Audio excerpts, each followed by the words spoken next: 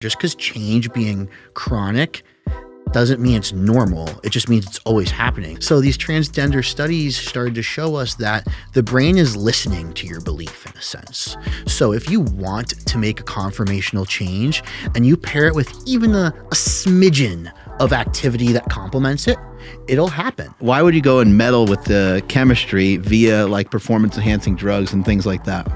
The ceiling on performance for humans is nowhere near where we are yet. The two prerequisites for learning are insulin sensitivity of a marginal degree and your ability to be interested in what you're learning. It's funny. So let's say the scenario, it's like, I can't lose body fat unless I take 40 micrograms of clenbuterol. If you truly believe that enough, we could change that out with a placebo and you would have very similar effects to taking the clenbuterol. Your mind and who you are is totally separate from your brain. You can be the person you want to be completely independent of the brain you were given. Power Project family, we talk about sleep all the time on this podcast, as you know. That's why we partner with 8 Sleep Mattresses. And the amazing thing about 8 Sleep Mattresses, and one of the reasons why they are nicknamed the Tesla of beds, is because of the technology behind the Pod Pro cover. Not only does it literally change its temperature through the night, first off, it can go from 55 degrees all the way to 110, but the temperature changes through the night based off your own body temperature. It also tracks your heart rate variability, your tossing and turning, your partner's tossing and turning, and based off of that, in consecutive nights, it will literally change the temperature settings so that you get better quality sleep on different nights. It blows my mind at how great these mattresses are. So, Andrew, tell them how to get it, please. Yeah, absolutely. So the other cool thing too is like the app will actually, you track everything through the app, but then it'll send you messages like, hey, do you feel more rested today? Well, that's no surprise because, it gives you all the information. And yeah, it's just really cool, like to be able to track that sort of thing. So that way, you can't get better at something you're not tracking and it does it for you. So head over to 8sleep.com/power project. That's 8 spelled out. So EIGHT sleep.com/power project. And you will automatically receive $150 off of the Pod Pro cover or the Pod Pro cover and mattress combo. Again, no code for that. You guys will get that automatically. Links to them down in the description as well as the podcast show notes. Power Project family, how's it going? Today we have on the podcast Andy Triana, aka Go Superbrain, and we actually came across him through Joe Sullivan and Jake Benson, who we had on the podcast. They told us of this guy who could help people unlock different things in their brain and just improve their cognition. So we reached out to him, and let me tell you, the amount of things that we got into on this podcast, from the use of psilocybin for performance to injectable L-carnitine, to just the amount of things that we learned today, you guys are not ready for it. There's a lot of power here. It's going to be a crazy one. So either way, I just want you guys to enjoy this episode with Andy Triana, aka Go Superbrain. It's a long one, so make sure that you have your pens and your notepads out because you're going to learn a lot of crazy things. Let's get into it. Let's roll. We're rolling. Rolling. Make sure. Yep. The little ticker's going. So we are definitely rolling. We got some super braining going on here at Super Training today. Yeah. Awesome to have you here, Andrew. Likewise, guys, thank you so much for giving me the opportunity to come out. You said you've been a fan since you were a little kid, but you're still a little kid. You're only 27. It's been the reoccurring trend in my life. My first Strongman Nationals, they ID'd me because they're, what are you doing here? So I remember, the video you put up doing carb night, like the very, very first time. You were still round-faced, Mark, at the time. That was a beautiful look. Right? I want that back. Yeah, everybody does. Nah.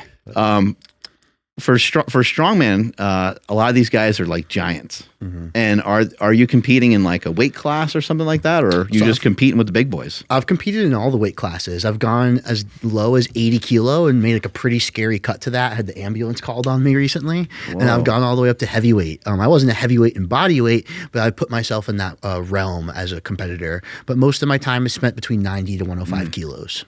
Are you a professional strongman?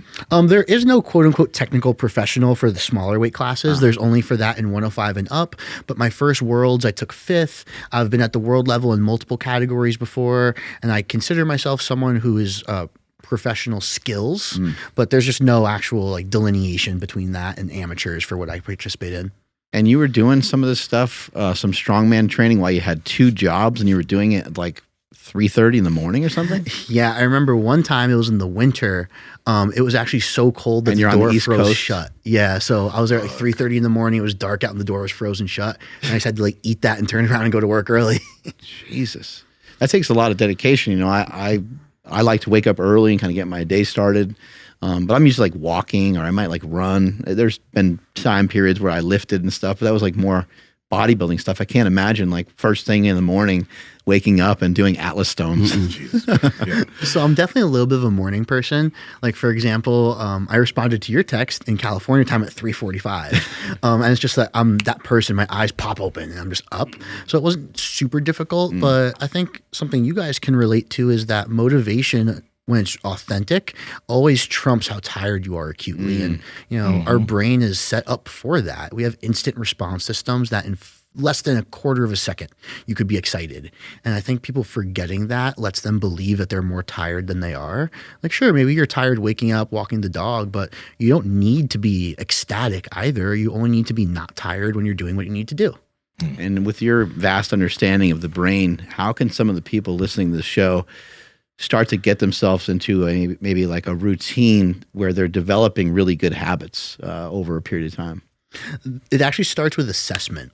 So I have a subscription-based email for Go Superbrain, and we just finished this thing where I had everyone denote what the energetic demands of a task were, and if it's different than the importance of a task. So for example, food shopping is one of those things that's always kind of energetically taxing. Like, has anyone ever come back from the supermarket, they're like, wow, I feel amazing. It's like, it's always more tiring than it should. Too many choices. Right? But the importance is relatively low.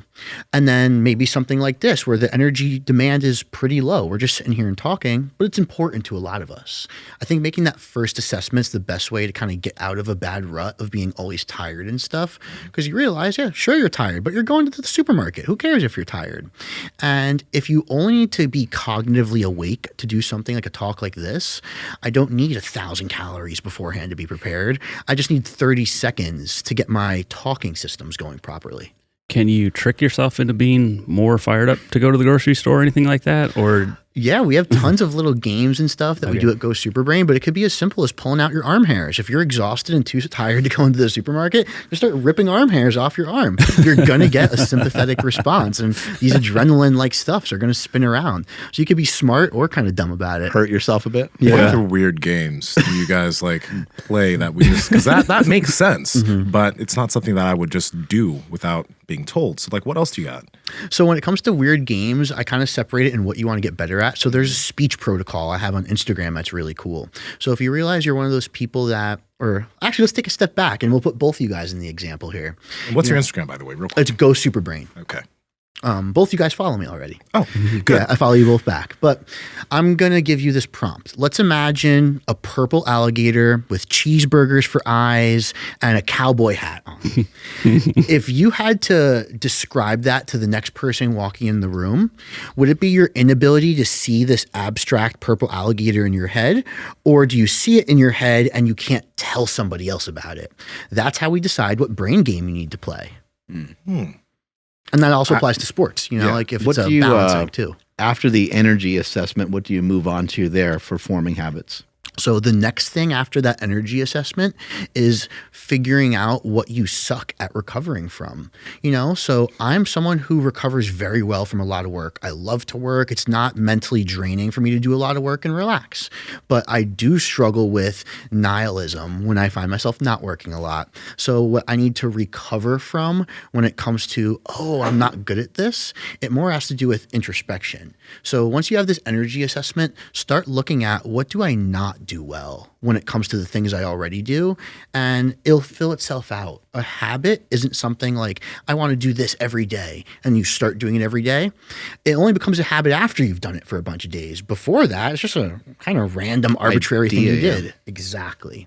So what I view habit formation as is a subtraction equation, not an addition-based one. It's not that I'm going to do X and then Y and then Z. It's that X and Y and Z have to be done. What is most likely to happen over X, Y, and Z? And then we modulate it. So you find it easy to do a lot of work at once. You find it non-energetic, like not taxing. Most people don't. Most people find it, especially nowadays, they find it very hard to focus on a single task for a prolonged period of time, whether it be reading, whether it be working on something that they don't want to do. For those types of individuals, what are the things that they need to start paying attention to be able to increase that skill and turn it into something that is a skill? Totally. And you're right. It's the most widespread thing ever right now. I think part of it is that we promote multitasking as something that's beneficial when in reality it's not. But the simplest thing is close all the tabs in your head. You know, if you had 15 tabs open on your computer and I was like, find your bank statement, you'd make a mistake. You know, I think people go into tasks thinking about what do I have to do after? What am I going to do later? What have I done before this? Instead of saying, what are the demands of this task? Where am I at right now? And how do I get there? What is a way to close all those tabs? Because I don't know if you were seeing me earlier.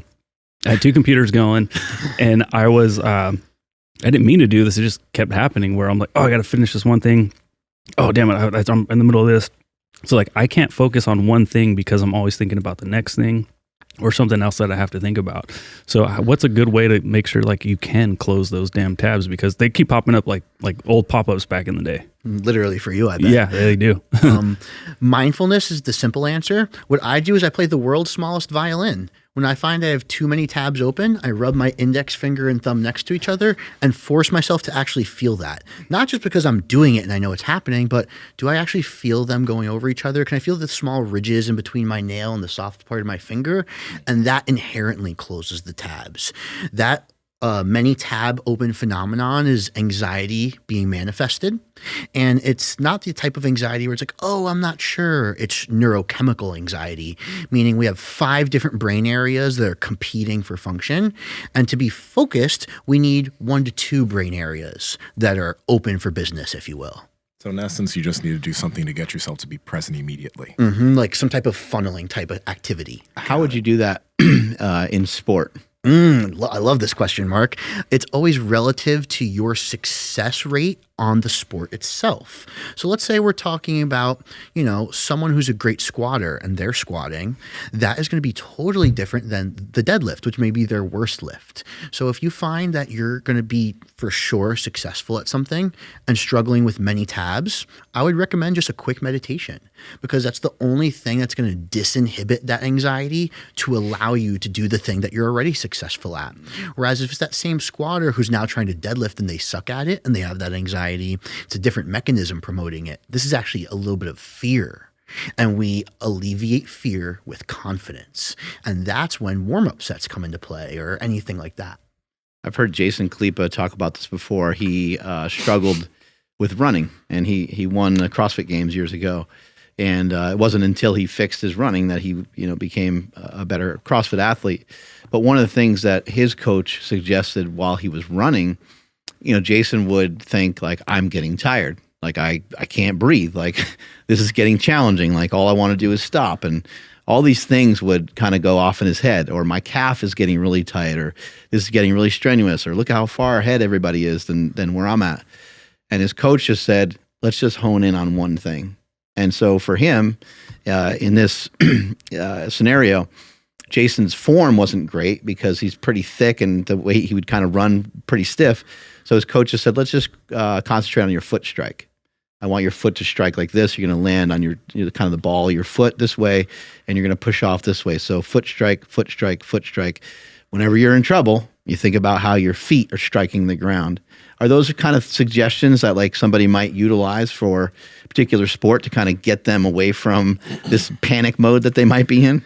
Absolutely. I love that example because you followed it up with originally with he wasn't good at it. And furthermore, he wasn't necessarily built for it.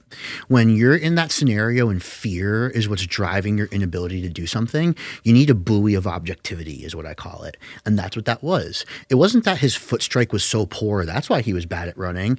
But that focus on the foot strike is that objectivity that he can latch onto. And it might be your brain is telling you you're tired, but it's lying to you. It's really just stressed and scared and doesn't think it's good at it, but you can close those tabs and find that buoy of objectivity when you're lost at sea and let yourself be aware of the fact that, wait, I'm actually maybe not as tired as I thought, you know? It's not that Jason Kalipa wasn't in good shape before he started running, but it was his response, or rather his lack of proper response to that tiredness when he ran and not having a strategy to combat it. Real quick, you mentioned a short meditation for the lifter that is like really bad at the deadlift, right? What does that kind of look like? Because when people think about meditation, they think about maybe shutting their eyes and focusing on one thing. But what does that look like? Does it look like focusing on the lift, how the lift looks? Well, what do you mean when you say that? So great question. Meditation is such a large bandwidth, right? Even physiologically what it does. We can talk about so many microcosms within the same meditation that are changing metabolically. What it looks like in this specific scenario for like that squatter who's about to do the deadlift that they struggle with, it's getting feedback from their body. Because we're doing a body-based activity, right? So they're too much in their head and not getting enough sensory feedback from the neurons in their feet and their hands, you know? So in that scenario, their meditation, it's going to be like a lifting-like meditation. It'll be take off your shoes and feel the platform and the floor and the warm-up area with your feet. Feel how cold the bar is relative to the warmth of your body. Feel the knurling digging into your hands when you grip the deadlift bar. That's like a powerlifting meditation, if you will. And you do that, and you're not like literally doing that, you're imagining that. It can go either way, actually. Okay. If you're good in your head at doing it and you could feel that anticipatorily, do it. If you struggle and you need the knurling in your hand to rub and scrape, do that too. That's what I mean by powerlifting meditation. You know, if I'm dealing with like a football player or an executive, their meditation for sport or performance in their world is different than the powerlifters. Okay. Now, real quick, generally, as far as meditation is concerned, if somebody is trying to build that habit, do you think that's, because everyone's like, oh, I want to build the habit of meditation. Do you think that that's the way people should go about it? Do you think it's that beneficial that they should just try to build that habit in the morning or in their daily life? Or is there a specific way they should try to build the habit of meditation, like you just mentioned, sports-specific meditation? I think synergy is the secret to life, right? You know, for not to answer your question with a different answer, but everyone talks about health, right? What is this health? And it's health relative to you. So if you're a marathon runner, having a high blood pressure is probably not great, especially because marathon running is supposed to do the opposite. But if you're, let's say, a shot put thrower and you're the best in the world, high blood pressure is not that bad for you because that constriction response is how you're throwing the shot put, and increases in blood pressure are actually an adaptation of that sport. So it's health relative to what? So let's say you want to learn to meditate and your current goal is fat loss. We're going to talk about a meditation that's focusing on oxygen, carbon dioxide flowing. So it does that. In short, I think meditation of some sort has too high of an ROI for any human to ignore, especially in the modern day world. But I think the secret is finding the meditation for you. Like a moving meditation, not like whatever most it people. may be. Got it. On your website, you teach learning, which is an interesting thing because, you know, I struggled in school, and an interesting thing about school and an interesting thing about education in general is that I don't recall there ever being a day where they taught you how to learn. And so it's like, it seemed like that's a pretty big topic that just gets brushed over. We're just going to learn history, and no one really is, no one's really examining like, let's start off with some basic stuff and let's see what ability you guys have to learn, and not only the ability that you have to learn, let's teach you how you can learn better. Why did you decide to go this route, and why did you decide to make Go Superbrain, the website? So it was partly in frustration from coaching was what made me think about this. It was like, how come this introductory protocol or block got such great results in teaching this person how to squat, but not this person? Or especially in the world of Strongman, it's easier to see that skill acquisition process. And then even furthermore, it's like, how come this person kind of learned something in chunks? Like they got really good at the squat, then they stopped. And then it took them 3 meets to make that next jump in technique. And then how come some people just get it all at once? And there's all these disparities between the end outcome and the path someone took to get there in learning. That's what caught my eye originally. And then it became, how do I service people better? And I realized that half the time it's verbiage based when it comes to learning. The gateway into learning is being aware that you just gained a new piece of information you weren't aware of before. And that can only happen through words being placed appropriately, right? Because if you don't know something, how do you know it? You only know it if someone teaches it to you. So when we set up scenarios for learning that are individually specific, success goes through the roof. And I started seeing that in small ways. So I took a step back and was like, all right, well, I'm not even doing the same job as a coach anymore. I'm not a strength coach doing this stuff. So I had to redefine some things. And, I told Mark briefly off air, I started asking people a bunch of questions. I was like, what do you know about your brain? I would just ask people at the gym, or I'm a social person, just kept asking the same people the same questions. And I really accumulated nothing more than coffee makes me go faster if I want to work harder. I try to avoid concussions when I can. And if you were to cut my skull open, it's pink and mushy. That's like the extent of what people know about their brain. So those two worlds just came together for me. I was like, oh my God, it's not that people can't learn. It's that people aren't allowed to learn because of the scenario they're put into. Real quick question too, because there's going to be some asshole who's like, where'd he get his education?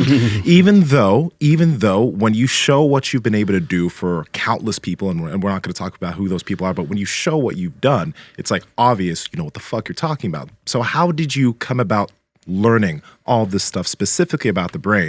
And we're going to get into compounds for that too, but how did you learn about that? Cool story, especially relative to learning, right?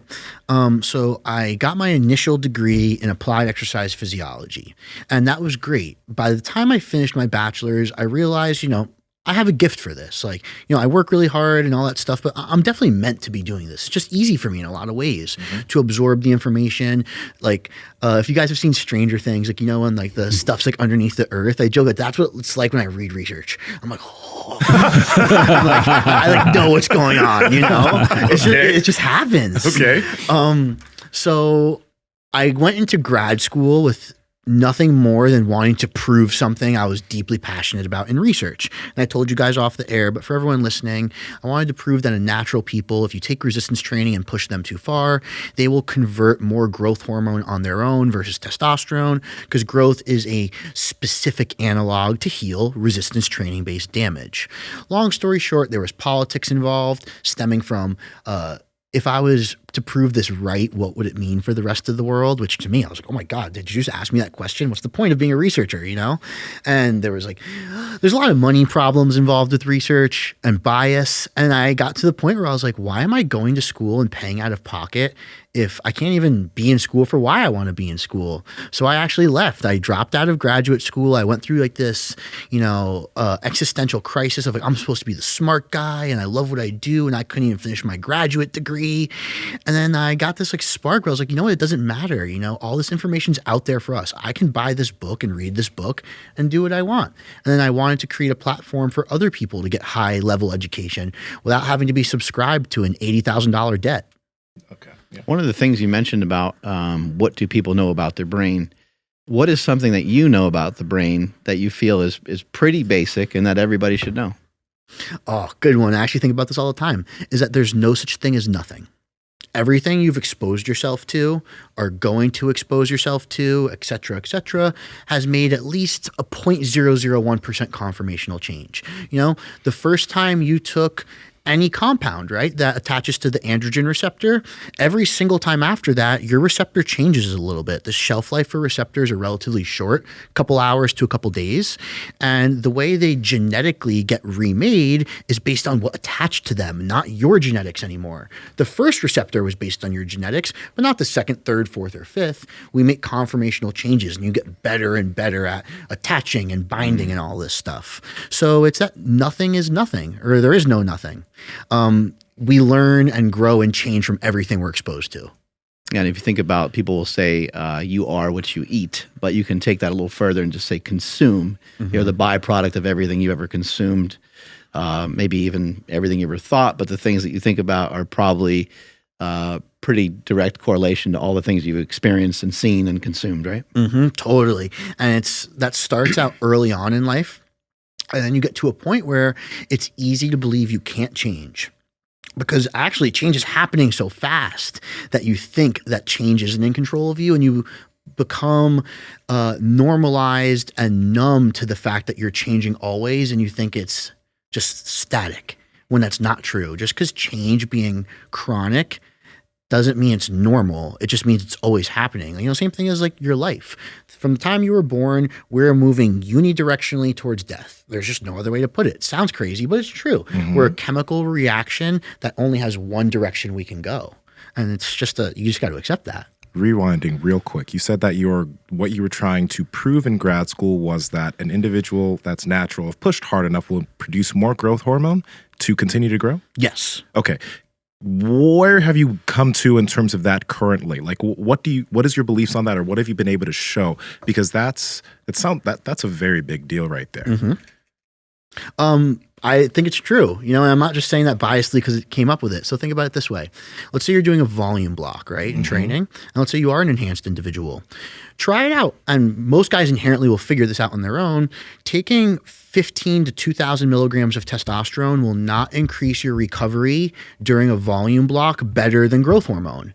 And conversely, if you're in a peaking phase and you add growth hormone then, it's definitely not going to make you stronger. That's what the androgens are for. So we've kind of all accepted this. When you're doing volume, is that the right time to start eating less food and all of these things? We need to synergize the stress and the activity with what we take. And that has definitely reigned true as my career has gone on. Now, also, you were mentioning something as far as like, certain people believe that they can't change over time or something along those lines. But we talk about, and we've been trying to delve into the idea of belief on this podcast a lot, or people believing that they can do certain things or not.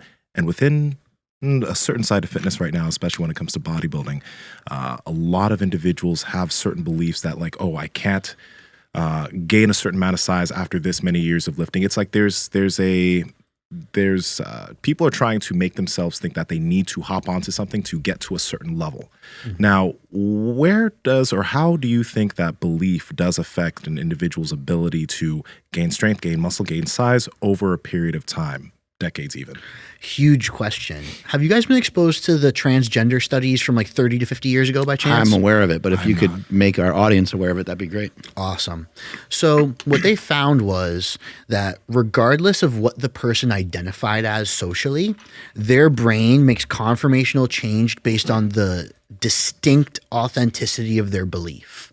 So what they found out was some people who identified as transgender did have the same, in fact, brain and sexual orientation of their skin suit.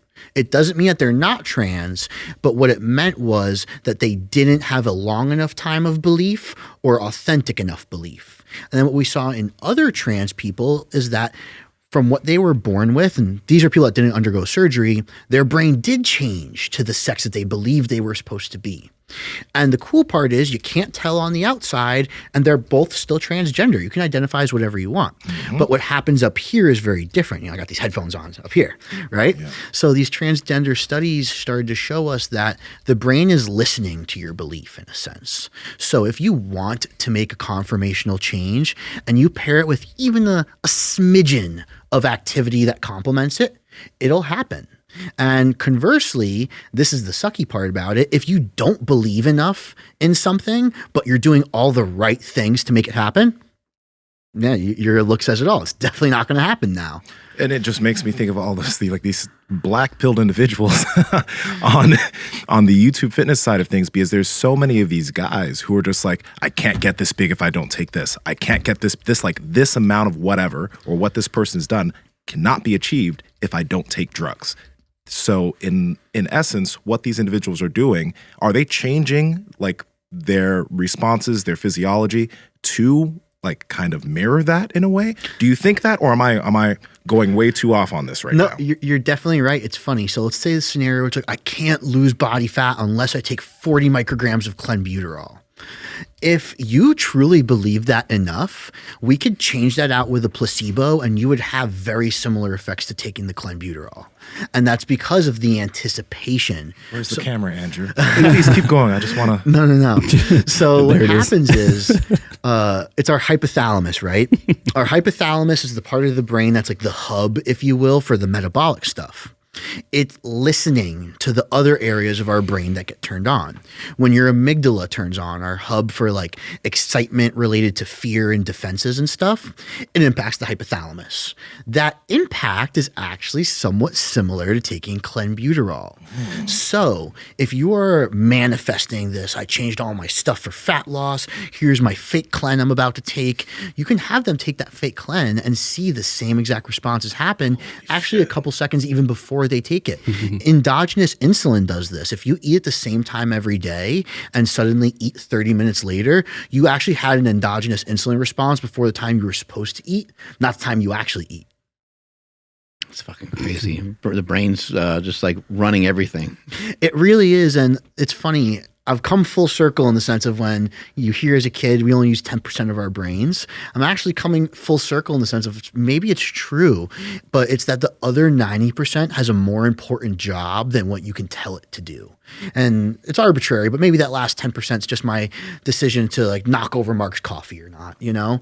Right. And the 90% is maybe just kind of like, it's just like it's running, it's doing something. It's probably too big for you to even fathom and think Right. about how important it is. Yeah. So it's funny. The worst disease in humanity is called Odin's curse. And it's because the part of your brain that breathes automatically for you doesn't mature in the womb. So you have to actually breathe consciously. So you either die of psychosis from not sleeping or you asphyxiate when you happen to fall asleep. So let's talk about that for a second, because like there's a lot of stuff in our lifetime that we just kind of like, I guess it's learned, but it's learned in a different way. We just like pick it up. Talking, walking, breathing. There's all kinds of things that kind of fall into that category. But they are like the most important things that we'll ever have. Why do you think that? Like, why does that happen? Like, what's going on in the brain? Like, Andrew has a 10-month-old, I think, right? Man, he's about to be 1 year old. Oh, there you go. Yeah, a couple days. Let's go. So, like, in observing like a little creature like that, you know, seeing them like just kind of learn on their own and explore, what is like set up in our brain to allow us to learn just by experience and just by almost copying and stuff like that? It's because we have preset cortical areas. So we have a speech area, a motor area, et cetera, right? And if we have the area for it, it needs to be filled with something. There's like kind of going back to what I said, nothing is like never listened to in the brain. If you have the area for it, it's got to get filled with something. So if you're a feral child, you're going to learn to speak the way like, you know, homeless and feral children speak. And if we take that American feral child and put them in like India, they will learn to speak Indian. It's because that brain needs something to be filled with. Now, it's interesting. We don't have a center of our brain for the future. And that's actually why anxiety exists.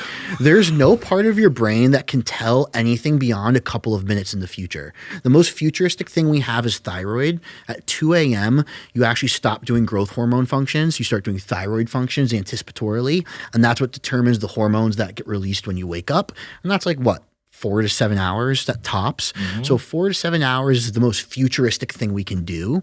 Anxiety is this manifestation of electricity and stuff in your brain that doesn't have a brain center to handle it. Wow. Yeah, I just think it's fascinating. Like, just like blinking, breathing, like these just certain things that your body just, and we just, I guess we kind of take it for granted, Totally. right? Our body's like pretty amazing at doing these things, but it's something we don't really give much thought to. Even just talking, like how am I talking? Like if there's no center for, in the brain for the future, how am I talking right now? How am I spitting this out right now? What's even cooler is, and this is part of the speech protocol, we have certain areas that are aligned chemically and electrically to be aware at the same time. So a good speech, or rather, I'll start with a question. Do you remember any of the last podcasts you did? Like what you said? I remember some stuff, yeah. But probably close to nothing of it, right? Because, yeah, we do a lot, yeah. You're right. It's because your hearing and your speech and your interpretation of them can be active at the same time.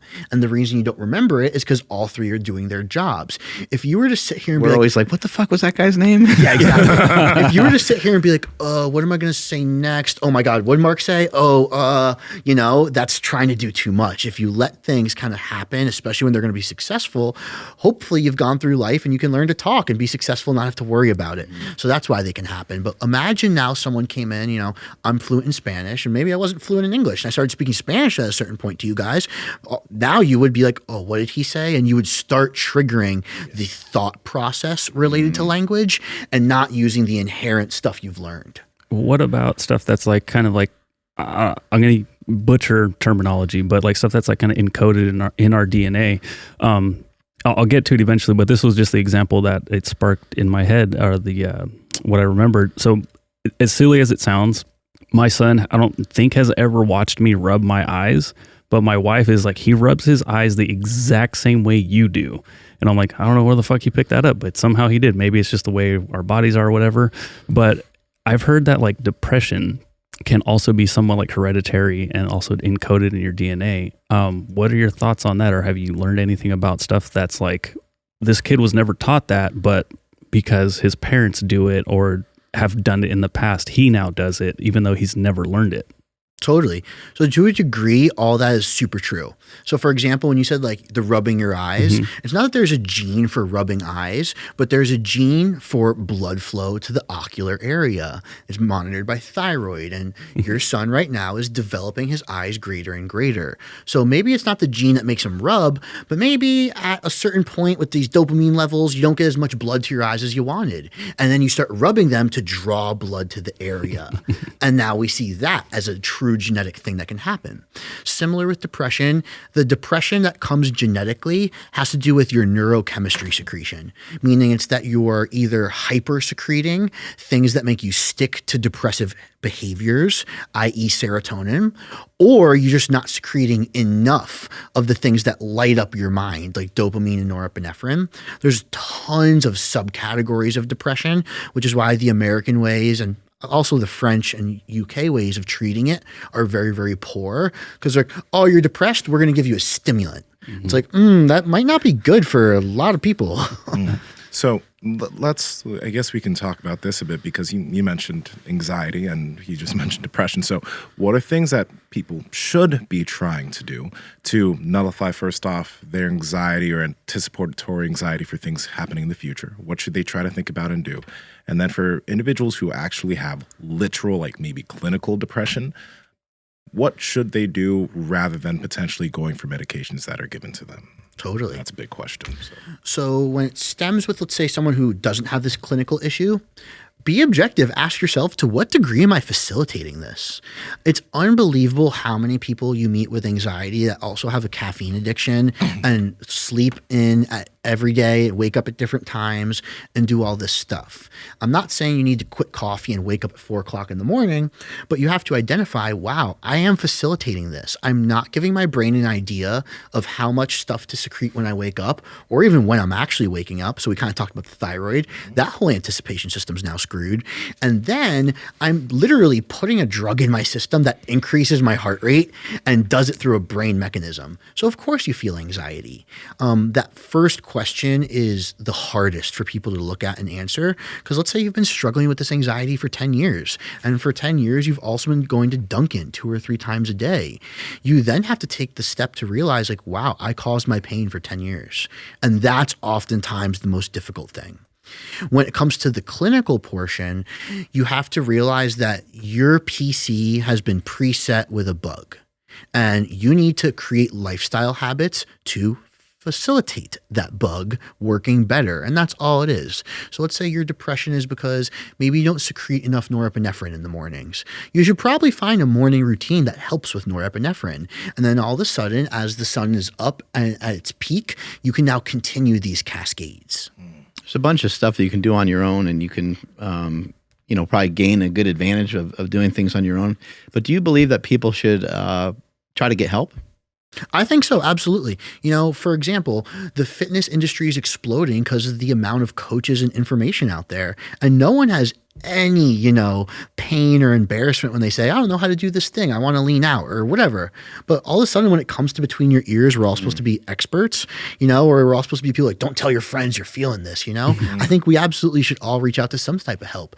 It doesn't mean a psychiatrist needs to prescribe you drugs, but it does mean that you probably should find someone besides your best friend to talk to, or you should find skills from a professional that will enhance your ability to deal with stuff up here. If your shoulder hurts, you find a mobility expert and they'll tell you how to do some stuff and breathe to open up your collarbones and shoulders. And there's no issues there. But if you don't have a skill upstairs, you got to find it. Real quick, I do want to rewind when we were talking about one's belief in terms of what they can do. You mentioned on the fat loss side. How does that potentially affect the growth side of things or gaining muscle side of things? It actually, if I had to pick, I would say it impacts the growth and gaining muscle more than the fat loss because of the mechanisms of it. Your ability to gain muscle is obviously predicated on using nutrients and nourishment optimally. And what I mean by optimal means that they go to your muscle, they don't get used up for immediate energy. You find other ways to create energy endogenously. The food you eat is going to interact with muscles you trained, right? That would be optimal in this scenario. If your heart rate's above 85 at rest and you're mouth breathing, you are changing enough stuff with your hypothalamus and your metabolism that there's no way that food is going to your muscle. So it's the best way to envision it is like that guy who's always been like barely 200 pounds soaking wet, but says he eats 10,000 calories and can't gain weight. Everyone calls him a liar, but he might not be lying. He might just have a resting heart rate of 95 and that every iota of food he eats is being used up for immediate energy and none of it's reaching his muscle tissue.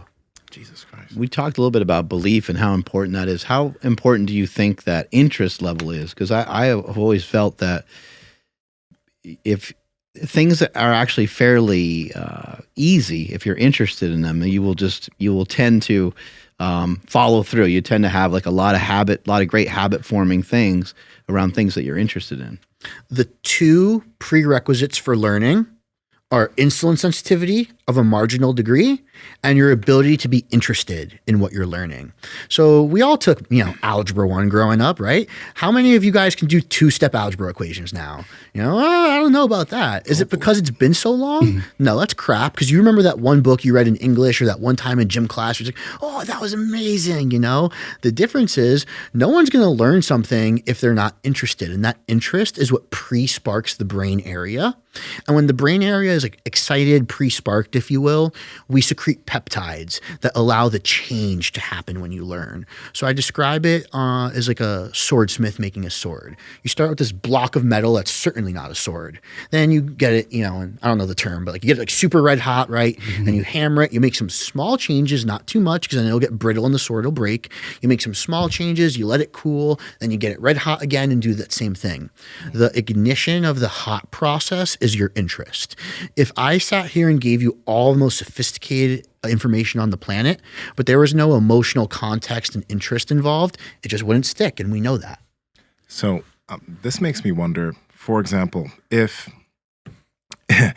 someone were like, okay, I'm going to start taking some Tren, right? But someone then gave them sugar pills as Tren, like you mentioned, the sugar pills for Clen. I don't know, this has probably never been done, but do you think that individual, because they believe now they're taking Tren and they're more interested in lifting because of the gains they're going to get from this potential Tren, that they will start to grow faster? Is that a possibility? In that case, no. Okay. But if someone had taken Tren long enough that they altered their receptor dynamics, like we briefly talked about, and they have a receptor that's highly sensitive to Tren, and therefore it has the epigenetic factors after things bind to it that might be similar to Tren, then we would see it.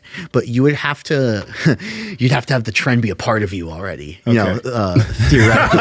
You got to be at one with the Tren. So let me ask you this. Maybe that was too, okay. So what if it was just any drug that helps with growth? Maybe not Tren specifically, but something you think that will help with growth. Yeah, like what if it was SARMs or something that you really believe that it would actually work? But let's say that it wasn't. It was a sugar pill, but you thought it was something like that. Is that nocebo? I'm curious. Would that work or no? So Still no. Okay. Only would that work is if you previously had that exposure. Okay. That's the cool part about the placebo is you can use it to your benefit if that person's made the adaptation. But if they haven't changed for that adaptation, there's nothing to anticipate. Like earlier I said, how do you learn something you've never learned? And we decided it was based on verbiage and talking. It's that same thing here. How do I invoke a biological response I've never created? What about, I know we're kind of bouncing around a little bit, but like retaining information. I feel like I have only like a little bit of storage space in my head. And this is along with the lines with like, I call it noise. If I'm getting better at reading. Reading has been very difficult for me in the past, but I'm getting better at it, and I'm able to kind of like retain some information. Most of the times I'm looking at the words and they're just kind of like going in and out of my brain.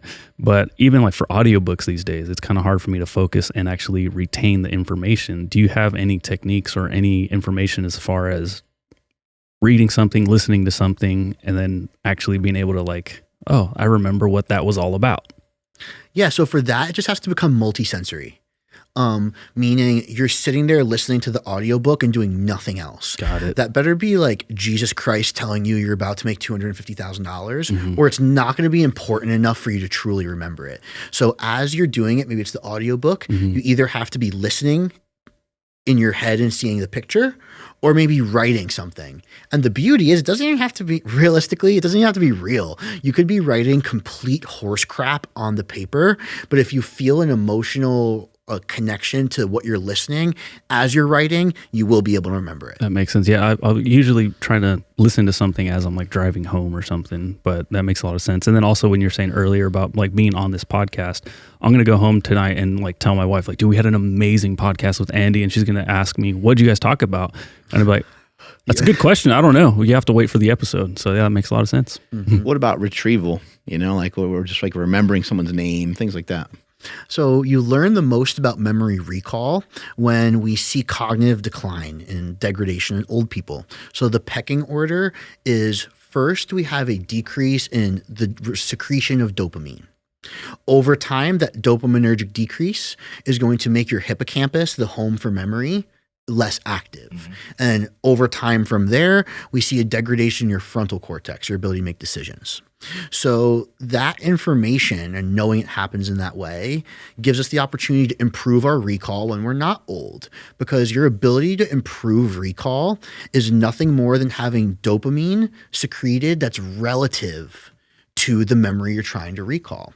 So let's say you're trying to recall the best coffee you've ever had.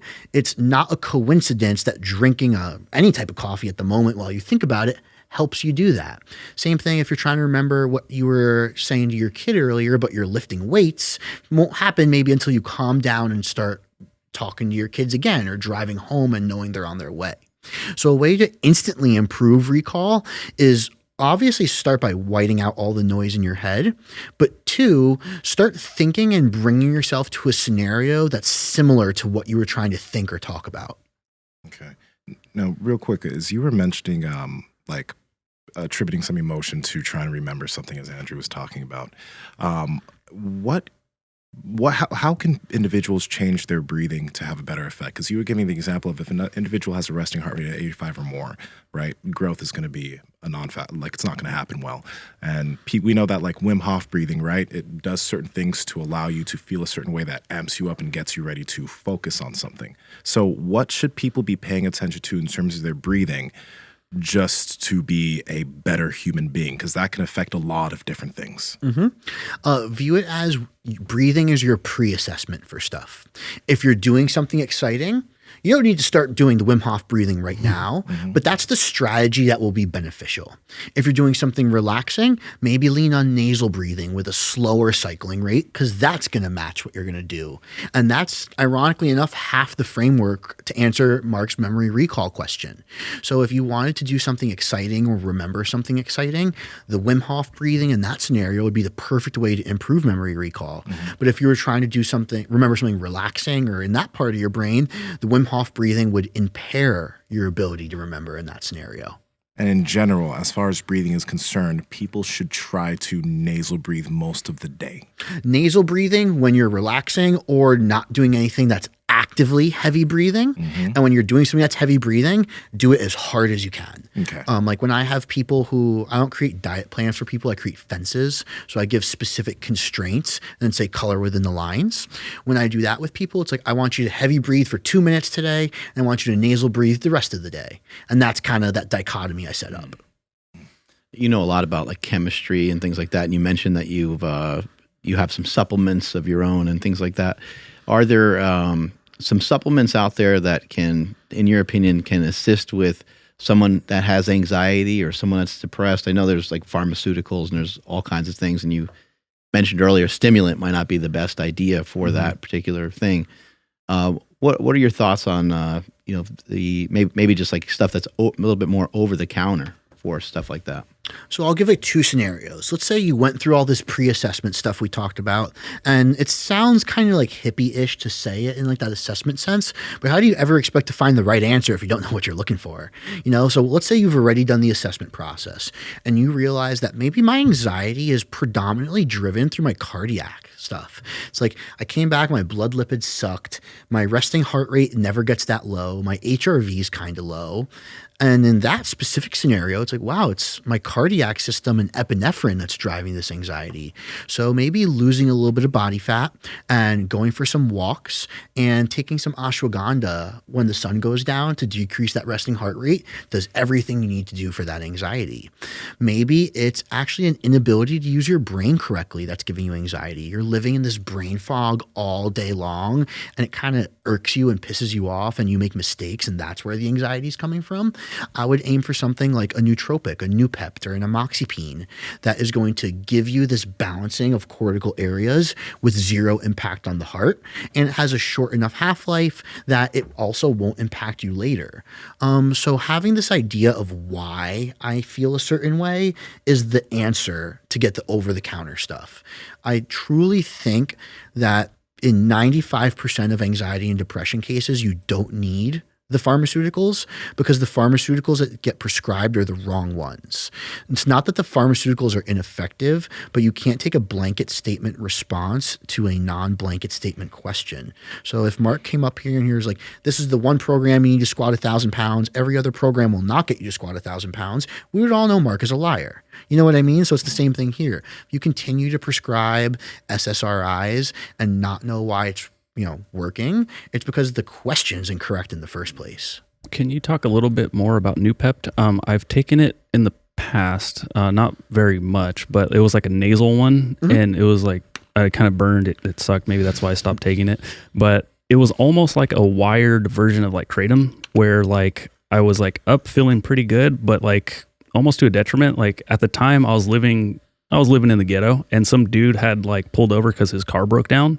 And I like jumped out of the car and I went and helped him push the car off the side of the street, which was fantastic. It was really nice. He was an old dude. But at the same time, I was like, where the fuck did that come from? Because like I try to be as nice as possible, but like I was on my way somewhere and I never would have like pulled over, especially in the hood. But it was weird. So I don't know, what the hell's the deal with New-Pept? So I'm going to take a step back before I answer that question. Nootropic effects are not the same as nootropics. Nootropic effect would be like, I took this caffeine and it puts a bunch of dopamine and norepinephrine and serotonin in my brain, and that's why I was able to learn something. It's like, that's not a nootropic. It's a nootropic effect, meaning you had stuff secreted that made you think faster and do better learning stuff, but it's because you took drugs. Like all drugs can have a nootropic-like effect if you take enough. A true nootropic has to be an antioxidant first. New-Pept, amoxicillin, the racetams, there's a decent amount of nootropics. They're all antioxidants. If it's not an antioxidant, it is not a nootropic. That's the very first and foremost thing. Next, all nootropics impact selected areas of your brain. They're not nationwide, we'll call it, or system-wide. New-Pept is going to affect the motor cortex, the speech cortex, and your auditory cortex, and therefore it'll also impact vision. So New-Pept is an antioxidant that can increase your kinesthetic awareness, that can increase your ability to have proper articulation of speech and listening skills and that stuff, all done without impacting the heart rate. New-Pept was originally created for post-stroke symptoms, for people to regain their fine motor skill in speaking. And that concept makes you realize actually, wow, this is pretty potent, huh? So you definitely took too much. And the funny part is that's the supplement industry's fault. So for example, when it comes to whatever thing you research and you see people, they're like, oh, this is what they took in the research. I got to take this much or more for it to work. And that's not how that works. It's like, yeah, that person had a stroke. That's why they need to take more New-Pept. You did not have a stroke, you know? I don't know if you guys are into TUDCA, but TUDCA is that same thing. What? TUDCA. It's like a liver support thing. But long story short, in the research, they were taking 25 to 300 milligrams to 3,000 milligrams. But these people had liver dialysis. If you don't have liver dialysis, you only need between 50 to 200 mgs of TUDCA. But if you look at things with that perspective, you'll also make the mistake, you know? Yeah. So taking 5 to 15 milligrams of New-Pept is actually pretty good for most people. And you just mentioned the racetam family. I've experimented with a shit ton of nootropics. I spent a lot of time with the racetams and stuff. I don't know if I wasn't dosing them correctly or if I just maybe wasn't taking them like because they were like fat soluble or something like that. But have you found any research that racetams are actually like are beneficial as far as like a like the nootropic effect or actually being nootropics? They're solid, but they're not great supplements, if that makes sense. Yeah, they that don't, makes sense. They don't absorb well. It's very difficult to get it to bind with other stuff. So if you mix the certain racetams, like phenylpyra specifically, doesn't mix well with calcium carbonate.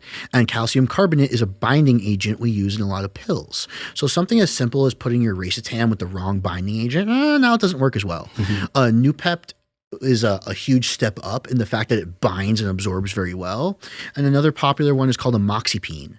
Amoxipine is going to impact the eyes and the vagus nerve specifically, which is awesome for people with anxiety actually. Whereas New-Pept is more like sports, you know, feeling, talking, listening, vision, that's all sports. Whereas amoxipine is kind of more lifestyle. So finding the right nootropic for your desires is the key. Yeah. All of this started because I was chasing the, what's it called? The Limitless pill. Right. So I was just taking as much shit as possible. So outside of something like Adderall, like, do we have anything that's anywhere close? The concept is wrong, right? The Limitless pill isn't getting so hyped up that you can do whatever you want. It's being so disinhibited from mistakes cognitively that you can do whatever you want. So let's talk about quickly the definition of success. And people mess this up. People think success is like crushing it, you know? But the ceiling for excellence on a single task is low. It's there. Like you can only pull this deadlift so fast. If you pull it faster, you won't get stronger. And if you pull it slightly less fast, you also won't get stronger. But chronically inhibiting failure is what makes you successful. And it's the same thing with that Limitless pill. It's not activating the areas of the brain that should be, you know, left alone is what's going to make you successful in a task. But you bump up against failure a little bit or get close to it. Have to. Right. But it's the, you know, attenuating it as long as you can. How long can I keep staying on this chronic path of success on X without purposely running into it? You know, each one of my businesses, I've had to reform at least once, but they weren't failures. That was part of my journey. And that's how I needed to view things in order to stay successful. So in my mind, reforming any of my 3 businesses was not a failure. That's what I needed to do. And if I viewed it as a failure, that's going to be the issue in and of itself. What are your thoughts on Kratom? I know we had some Mind Bullet earlier. What are your thoughts on that? Yeah, I'm a big fan of Kratom. I think there's a lot of potential for it to be used in a lot of people. My only concern is people don't know how to use anything properly. And I think that's one thing you're doing very well with Mind Bullet. But people think it's, Kratom, I'm going to take this every single morning and just see what happens. Or, you know, I've heard of people, their first dose being over 2,000 milligrams. And they're like, Andy, I don't know why I got so angry and felt terrible about myself. Kratom's really cool because altering that GABA A receptor is kind of like switching from PC to Mac. It's an alternate perspective that you can use with your hormones. And that's amazing, but there's a lot of responsibility there too. So that's really my only thing on Kratom for the world. I think if you are above average in intellect to even a small degree, or just responsible enough to ask the right questions, Kratom can be really great. I have a question about that because, like, I use Kratom quite a bit, but I've never felt a level of dependency on it. I don't use it every day, and I don't feel like I need to use it every day. And something as potentially strong as a potion, I've heard some individuals talk about on, like, YouTube, oh, I started taking Kratom, I got addicted to it, and I had to stop, and it, you know, that type of stuff. So, like you mentioned, you need to use it responsibly. How can people use this responsibly? Because when I take it, I feel I can focus better on certain things. You know what I mean? So what are your thoughts on that? So you kind of answered the question for me. If you take it and you feel focus, you should take it before focus-based things. First off, I don't think you can get addicted to Kratom. You'd have to take a lot, like 10,000 milligrams or more, in my opinion, and chronically, and also use it for things that aren't attributed with a task. So for example, you could take 25 grams of Kratom, but if you only did it for focus-based activities and that's what happened, you would never develop this addiction. And addiction gets broken down to two words, right? We have physiological addiction and habitual addiction. Physiological addiction is, remember we said about these receptors that get coded for and they change as you change and based on what you take? You can create a receptor that has to have something bound to it. That's what addiction to opiates, whatever it may be. It's the receptor doesn't function without this thing bound to it. Habitual addiction is more of what it sounds like. You're addicted to the habit of thinking, oh man, I can't go to the gym unless I took a scoop of this pre. It's like, no, you can, but you think you cannot. And it's the habit makes the change. People are always looking for change, right? It's instant change. You know, our boy over here took nasal New-Pept because he probably heard it hits faster than the pill. So it's like, I can just take the spray here and immediately it works. That's awesome, right? Instant change is gratifying and cool, but that's also the potential for danger if you use it for everything you do. And we're starting to live in a world where that's more common. It's like, if you feel good, why not do it every day? It's like, that's not a good mindset to have. Yeah. Can you explain the difference? Because I didn't know there was a difference between dependency and addiction. Yeah. Also, dependency and addiction are a little different. I don't like to use those words. I know what you mean. Dependency is more of that habitual world. It's meaning that you've formed a relationship with X, and that relationship with X is predicated on your success to do something else. Physiological addiction is this true function where your metabolism is waiting on the catalyst of Kratom, opiates, whatever you're addicted to, you can get addicted to. It's depending on that catalyst for the rest of your life to start metabolically. Yeah, I just think that's really important because, you know, a lot of people are, oh, I'm addicted to caffeine. I'm addicted to coffee. I can't be me without that. And it's like, no, you're just dependent on it. Yeah, you've just never seen that the grass is greener and you think that this is what's making my grass green rather than like, why don't I just take something else? What, you know, in studying all this stuff, what problems of your own have you been able to solve over the years? I have a really fast brain. And that caused a lot of anxiety and poor decision making because of it. And it was nothing more than the fact that I was trying to, and this is where I talked with some of my executives, I was forcing myself to live in a culture that I didn't fit. And that doesn't mean it's like, oh, you're so different, you do your own thing. It's like, no, the standards of what success, failure are related to academics, let's say, in culture made me feel anxious because they didn't fit me. My parameters for maybe academics in this world are just different. And so for me to feel success and do all those things in this world, I have to abide by these rules. And being able to learn, like from the transgender studies in this, you start to realize that the rules you impose on yourself are what you end up abiding by. And if you let society tell you what those rules are, then you might run into an issue, maybe you might not. But just knowing that those rules internally, that internal narrative, the adjectives you use on yourself can be changed, and they can also change how you feel, think, function after, is just paramount in my mind. Some of your research, has it led you to be an entrepreneur? Absolutely. Especially because I realized after schooling mostly that if you choose to be on a long-term path and you're not happy with it, it's going to get worse. So I realized for me that long-term path was helping people in different domains as I got smarter. So I don't do anything that's like too residual in the sense of every person I meet with, we meet and start fresh every single day. I do micro progressions, assessments constantly. I don't do anything that's like system based where it's like, oh, we just have to do this. And that's kind of made me the entrepreneur because, you know, you think that way, Mark. Like there are no rules to my road. I'm going to create stuff, and allowing myself to feel, I guess the right word is comfortable with that being me has been the biggest thing. Yeah, because you mentioned, I think maybe was it after school that you were working at Subway and Max Muscle? Yeah, GNC. GNC. Same concept. But yeah, and so I didn't grow up with money. Like I had a really, really traumatic and difficult upbringing. And it even led to guilt related to success when I started becoming an entrepreneur, especially because it happened for me kind of young. And it's funny enough, like these brain studies and everything I've realized has made me find out that like your mind and who you are is totally separate from your brain. You can be the person you want to be completely independent of the brain you were given. If you feel like you're not smart naturally, thank God we got New-Pept and you could study and now you could be smart. You don't have to be subjected to the biology or the genetics you were given. Real quick, what you said right there. If you feel that you're not smart naturally, right? Obviously, there are people who can do things faster than others.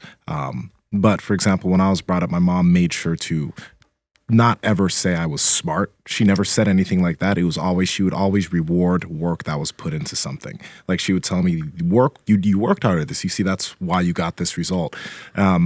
Do you think it's like, your brain works really fast, right? So if we're talking about how like people would probably judge intellect, you are very extremely intelligent, right? Do you think that there is a danger in an individual believing that they're really smart or believing that they're not smart? Or is there a way people should be thinking about that? Totally. I think having an accurate difference, because you'll never be fully aligned between who you are and your self-image and culture, is very important. So I work with an athlete in particular who is very renowned in sports culture. And he's constantly told by everyone he's the best. This person was even injured and was neglected proper care by the team because of who he was. Because they're like, oh, you're you. You'll be fine, dude. Who cares, right? And the best thing this person could have done for themselves is not believe that stuff. And it has nothing to do with me. They did it on their own. But their lack of listening to those things has been the greatest thing that they can do for success in their career because they're not inhibited by these standards. Now I realize I'm very smart, right? If I was listening to everybody else say, oh, you're a genius, like, what are you doing? I would have stopped. But because I have this internal narrative and these morals of this metaphysical person I am, and I believe in that more than the world around me, that's why I can keep getting smart and keep making more money and keep being happy. So if we subject ourselves too much just to what other people say, there will be a ceiling on what you want to do. So ideally, I may be getting this wrong, but ideally you want to create an avatar of what and who you'd like to be, even if you're not there. And that's what you should be trying to gauge and head towards and think like. Mm-hmm. And society will find you and accept you properly when you become that person. So, for example, you become someone who it's like, oh, these friends don't like me anymore. You'll find new friends. If you become someone who this job doesn't fit me anymore, you will find a new job. And whether society likes you or not, they already decided whether they didn't like you or not before. So there's just such minimal impact on the morals and person you want to become than the world around you than we're just led to believe. But there's also Go ahead. There's also seems to be like there is a danger in trying to become somebody that other people like, for example, if you had a friend group and you're like, I want to be more liked by these people and this is what I need. This is the person I need to become more liked by these individuals. Then inherently it could be somewhat dangerous because you will become that person, but it might actually not really be a beneficial thing for you. Kind of like the dopamine dependency stuff we were just talking about. What's happening is you're getting your dopamine response, your feelings of success and enjoyment and motivation from something that's not giving back to you. They're not taking drugs and becoming a drug addict, but the adaptation you're making towards being closer to this friend group is not paying you back. So even when you get there, and let's say you do get there, now you're going to have a decrease in dopamine and satisfaction because you attained the end outcome goal. Like all these, crappy people who I'm friends with, and there's nothing that got me better along the way, and now you have less success and motivation and you've become someone you didn't like. The dopamine will be secreted no matter what. And that's the beauty of what I said. So if you want to become this person that you believe in, you'll get a dopamine response by getting 1% closer to that person. Even if people do or don't like you, you're giving it to yourself. What is something like telling yourself you're going to do something and then following through with it? What does that do for somebody?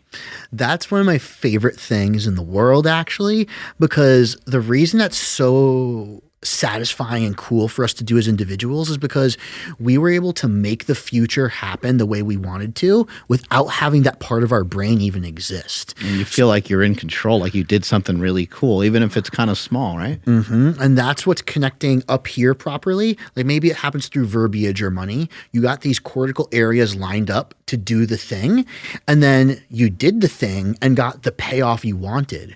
So you kind of set up your own success in a way, and that's why it's so enjoyable.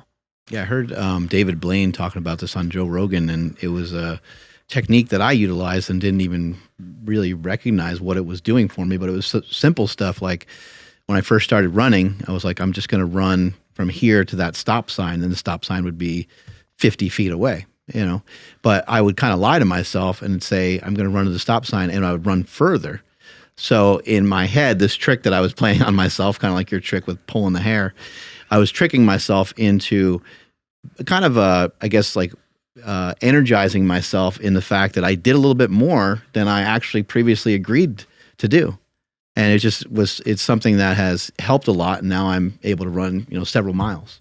Yeah, it totally makes sense because you start to realize that there's nothing scarier actually than not completing the task.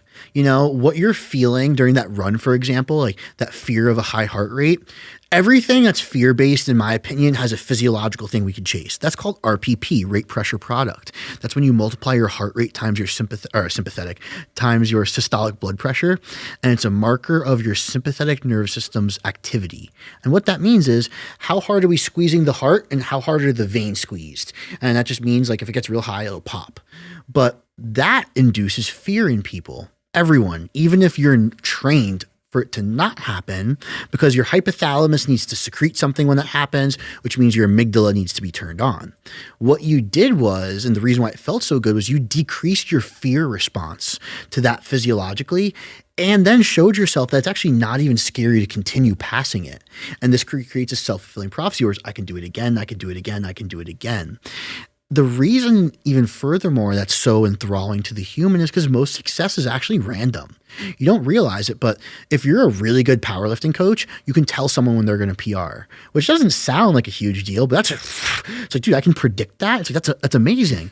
Most success is random. So when you can give a skill or anything to yourself that induces it, it's incredibly enjoyable. What are some modern day habits that maybe actually you might not even partake in, but just things that people do every day from waking to when they go to sleep that they don't even realize is so dangerous for themselves and their progress and their success in general? I know that's a big, large question, but there's just a lot of things that people probably are doing often that are probably just like really fucking them in the long run. I think the biggest thing is that not no one, but very few people genuinely do things for themselves. Half the reason you hear people going on a weight loss journey is because they just got out of a relationship or someone told them they were fat once, and that saps you of a lot of dopamine and a lot of enjoyment in life because you're doing it for someone else. So that means the adaptations you're making in this fat loss journey aren't even for you. So you've gone through all this stress, made all this change, and it wasn't something you were even emotionally attached to in the first place. You wanted to prove someone wrong or do X. So I think if you did the same exact stuff all day, didn't change a single thing, but genuinely did some of it for you, that alone will make a change. One of the reasons why I love like exercise and examining diet is because of the way that it's made me feel over the years. I think same is true with you, same is true with Andrew, and the same is probably true with you. There's obviously like a lot of brain chemistry and there's a lot of hormones involved and things like that. But I heard recently a friend of mine who started to do some TRT. I really was interested in asking him a lot of questions about like what he felt and what it was doing for him. But not so much from a physical standpoint. I mean, those things were pretty obvious. He gained some muscle mass, got a little stronger, all the things that you would, normally associate with taking some testosterone. But he mentioned that he felt like a badass. And I thought I'm like, that is amazing. And it sounds silly for me to say this out loud, but I I always feel like a badass. I've felt like a badass since the time I was young, like because I participated in sports. I feel like I've done pretty well in them, and just the different things I participate in, even with running. Like I know that I'm not good at running in comparison to some other people, but I am, this also sounds weird saying out loud, I'm impressed with myself. I'm impressed with what I'm able to do, especially coming from the background that I previously had without any running. So, there's so many things that we can do for ourselves to allow ourselves to feel like a badass. And there is even at times some pharmaceutical intervention that we can utilize to assist us to get to that same spot. Especially when the change comes later in life. So that feeling like a badass is in part being in control of your own secretions of dopamine. I keep bringing that up, and I want to highlight what I mean by that for a second. Our dopamine is anticipatory, meaning it gets secreted actually before you do stuff. So, Mark, you were an incredible lifter at one point in your life. And obviously, I'm sure you still are, but the numbers, you set earlier in your life are just bigger to the world. I'm sure you can look back and kind of tell if this lift was going to go super, super well or not before it even happened. And that's kind of what we're alluding to here. However, the scenario with the TRT guy, and one of the reasons he's feeling more badass is because testosterone's primary goal is to actually increase the recycling of synapses in our spine, which is what hormones have to cross, like the battlefield, if you will, for them to get to the other side and make change. So testosterone re-energizes how quickly we can do that in our spine. And so often people don't feel as good as they could because their brain systems are just really slow at recovering. So, for example, if he didn't change anything about his lifestyle, but added TRT and felt that, it means he was deficient in choline. Well, since we're kind of talking about this now, right? When does someone, or like, as far as potential hormone replacement therapy, right? Getting on tests and all that type of stuff. What should someone assess if they actually really need to do it? Because that's something that is super popular nowadays. Mm-hmm. And you got guys that are fucking 20, 21, just like young ass dudes. I'm on TRT. Hopping on TRT and it's. Or TRT dose. Or yeah, exactly. Like doing some testosterone, like, do you really need that right now? So how do you gauge if someone needs it and if they actually don't and they just need to change their habits? It's funny. I always start with, what are you replacing? And the first answer, I'm replacing testosterone, obviously. My testosterone levels are low. But it's like, no, that's not true. Same thing with money. Money solves problems, right? It's not like this high score you get and then you get like points and you get something in the mail to like put you in a certain club. You just use it to solve problems. So let's say you want to go on TRT. Well, what are you replacing? What problems and issues, fires are you putting out? And furthermore, to what degree does the replacement need to matter? So let's say your big thing is climbing mountains, right? And you're someone who wants to go on TRT. And I ask you, well, what are you replacing? You're like, I think I could climb another mountain, but my recovery's slow. And maybe I just took on another job and I can't handle it. That's a scenario where it's like, okay, lacking of consistency in testosterone is a life impediment for this person. And we need to replace that and solve that problem. But let's, going back to the example of someone's 21 going on TRT and it's just like, I don't get a boner every morning or whatever. It's like, well, that's a personal issue. And I don't mean it in the boner sense. I mean, it's your minerals, your metabolism, your biology are so off that you can't get it. So you're not even solving the problem by adding testosterone. You're solving a side effect of your own issues. So I kind of go back to, is the problem going to be solved with this currency of testosterone, or are you just taking it because you want to be like, I'm on TRT and like, it's what all the other guys do here, my strong sleeves, I bought all the brands at once, there's a big difference there. Okay. How do people find happiness? This is a tough one. And it's because no one has the answer for what happiness is to them until they've already found it or lost it. I got the answer. Have some Ben & Jerry's. Right? You're happy when you're having that shit for sure. Yeah. Well, the funny part is you probably only found out it made you as happy as you did when you stopped eating Ben & Jerry's. I know. Sad. Now sadness ensues. Now we got to eat more Ben & Jerry's. Actually, someone call Ben & Jerry's while we're here. Let's get some stuff this going. Yeah. But finding out what happiness is to you only occurs after you've had some type of failure or loss in life. And I guess a way, I view happiness as your ability to continue slaying the big dragon and not dying. So you have a problem in life, right? What makes you unhappy is that you can't solve the problem and it's not letting you do what you normally do.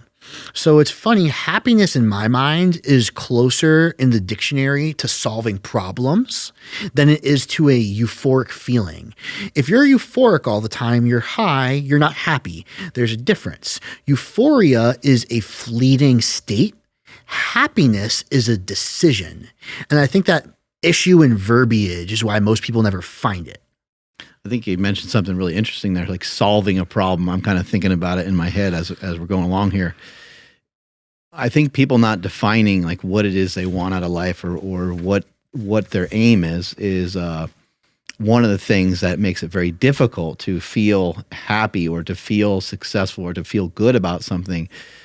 Is the fact that every single time that you start to do a little bit better, you keep moving the fucking target. Mm-hmm. You know, every time you make a 50-yard field goal, now you're trying a 55-yard field goal. Now you're trying a 60. Now you're trying the longest field goal that's ever been kicked, you know, and you start to set these things out that are, they're just unobtainable, or they're maybe not unobtainable, but they're very difficult for you at that particular time. And I don't think there's anything wrong with wanting to scale up. But you'll hear someone say something like they want to make like $80,000, and then they're making 95 or 100, and now they're thinking about 125, 150. Oh, this would be sick if this job had this with benefits and with a company car, and like it just never fucking stops. So I think trying to just hone in what it is that your aim is and what your ideal circumstances would look like, what your ideal day would look like, I think would be really helpful. Totally agree. And like you kind of elaborated on the point without me having to. It's that the second you attained the thing you wanted, you changed what you wanted. You know, even though you said, oh, it's only 5 yards extra on this field goal, but you changed it, you know? And this happens a lot in sport. There need to be natural cycles to things, right? So when you succeed at something, you need to celebrate it and then start over. The same thing when you fail at something, you need to dissect why it happened and then start over. So if you did something successful, the worst thing you could possibly do is get into another developmental block and try to one-up it. The best thing to do would be to start over and realize how far you came. So let's say it's powerlifting, right? You just hit an 1,800-pound total. That was your best thing. The worst thing you could do is talk to your coach about how to hit a 1,900-pound total next week and then get into another prep. You need to go back to be like, wow, this, you know, maybe it was these sets of 10 with short rest we did 9 months ago before starting prep. It's like, I'm doing these 30 pounds heavier and I'm not as sore. And that adds to the happiness you just gained. It's this cyclic ability to discover a problem, figure out why you can't solve the problem, start to solve the problem, finish the problem, solve it, start back over. And it's that end chunk that creates things as cyclic that makes you chronically happy instead of being, this was a happy period of time in my life because of something I did. You know, it's a cycle, and that you continue to follow that cycle rather than event, and not having a baton in between them. I learned a lot of what you just said from using the Conjugate system. I know you said you worked for Dave Tate for almost 2 years or a year and a half or so.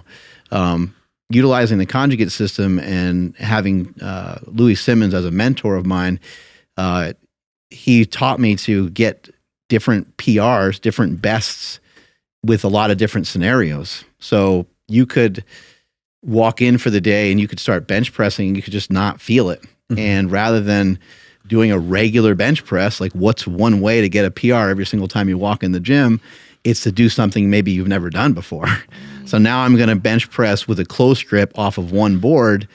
And now I just turned a nightmarish day where I was really fixated on this day. I was really excited about it. I came in and maybe I was sick or fatigued from previous workouts, didn't get sleep, whatever it is, and just everything felt heavy. I now turn this into a successful day because I now have an aim and a marker to shoot for the next time that I roll through this particular exercise. So we had this giant exercise index to choose from to have different records at. It's kind of like, it's almost like like, I guess, setting yourself up to win like participation trophies almost, you know, like you really are, I call it an underhand pitch. You are delivering yourself a nice underhand pitch, the way that you would teach a child to like swing a bat. Like you're not throwing the ball like with your best stuff, you know, to your son, you know, right away when he's trying to learn how to hit. You're not throwing curves and sliders and shit like that. You want them to see the ball, and maybe the bat that they're using is large. You hold the ball up so they can see it, and then you kind of just toss it as lightly as you can so it's in the air for as long as possible. And maybe they can swing at it twice and halfway get some sort of measure of success off of it. But I think that's what a lot of us need to probably do more of is like give ourselves stuff that's really easy and then be pumped when we made it. Totally.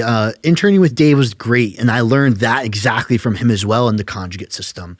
And when I go out into the real world and talk to people and work with people, I realize that conceptually applies so well. So going back to, let's say you're on a program and you're like, I'm never going to hit the total or hit the lift I wanted because I messed up this workout and now I won't make the adaptation. And that's just all so wrong. Performance is a noun. It's something that you do. And if you're doing something, not only is it individual to you, but more importantly, you have to realize it's not predicated on math. It's not predicated on anything besides getting it done and allowing yourself to continue to do it. So it's funny. People love to harp on Conjugate being like not scientifically correct, but the reason it gets success is because it's behaviorally correct. Behavior and science are not mutually exclusive. You can have terrible coaching from a science perspective, but have someone who's an excellent life coach, excellent at teaching things, and excellent at continuing that happiness cycle we talked about, and the person still achieves the sport outcome goals they wanted. Sports is not just biology. If it was, then it would be a game of who can pin the most and not get sick. But we know that's totally not true. We also know that there's no such thing as the program, right? Like, why would strength training even be a thing if there was just one program that worked or one style?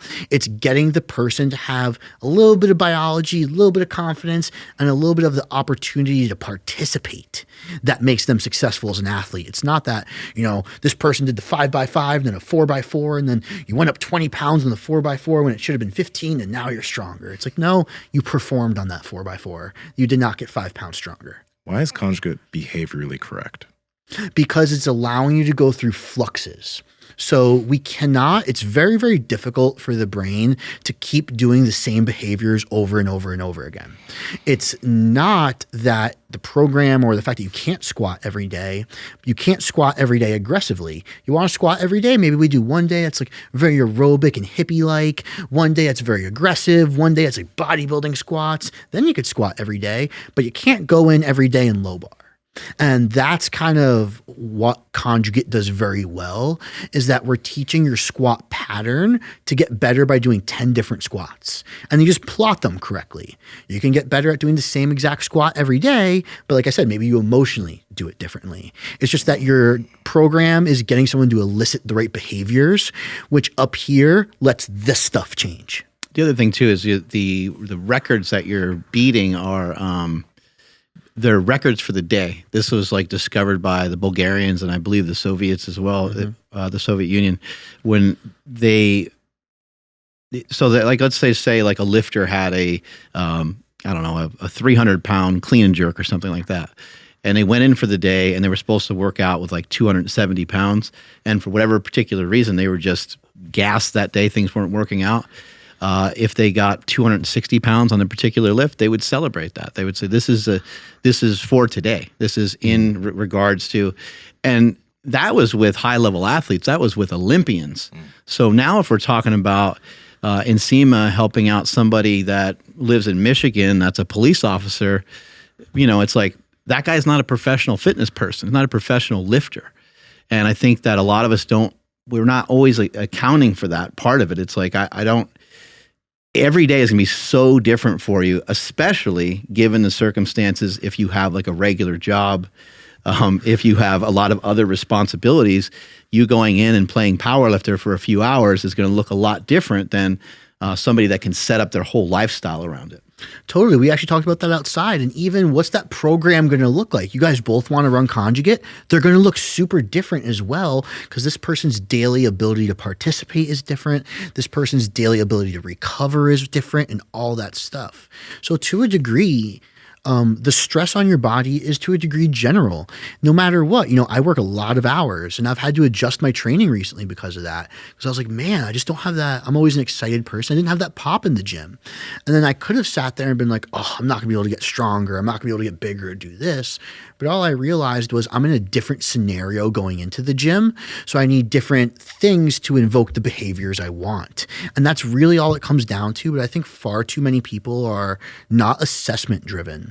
And I actually at one point want to ask you guys a question that I ask all my close friends who I consider smart, but we'll get like that into a second. But if you're doing stuff that's not assessment driven, you're saying this is the best way to lose weight or this is the best way to power lift and you do this to that person, you're forcing them to assimilate to your program. That's not the point of being a coach. A coach is to assimilate to the person. If you make someone assimilate to you, you're just giving them a glorified template.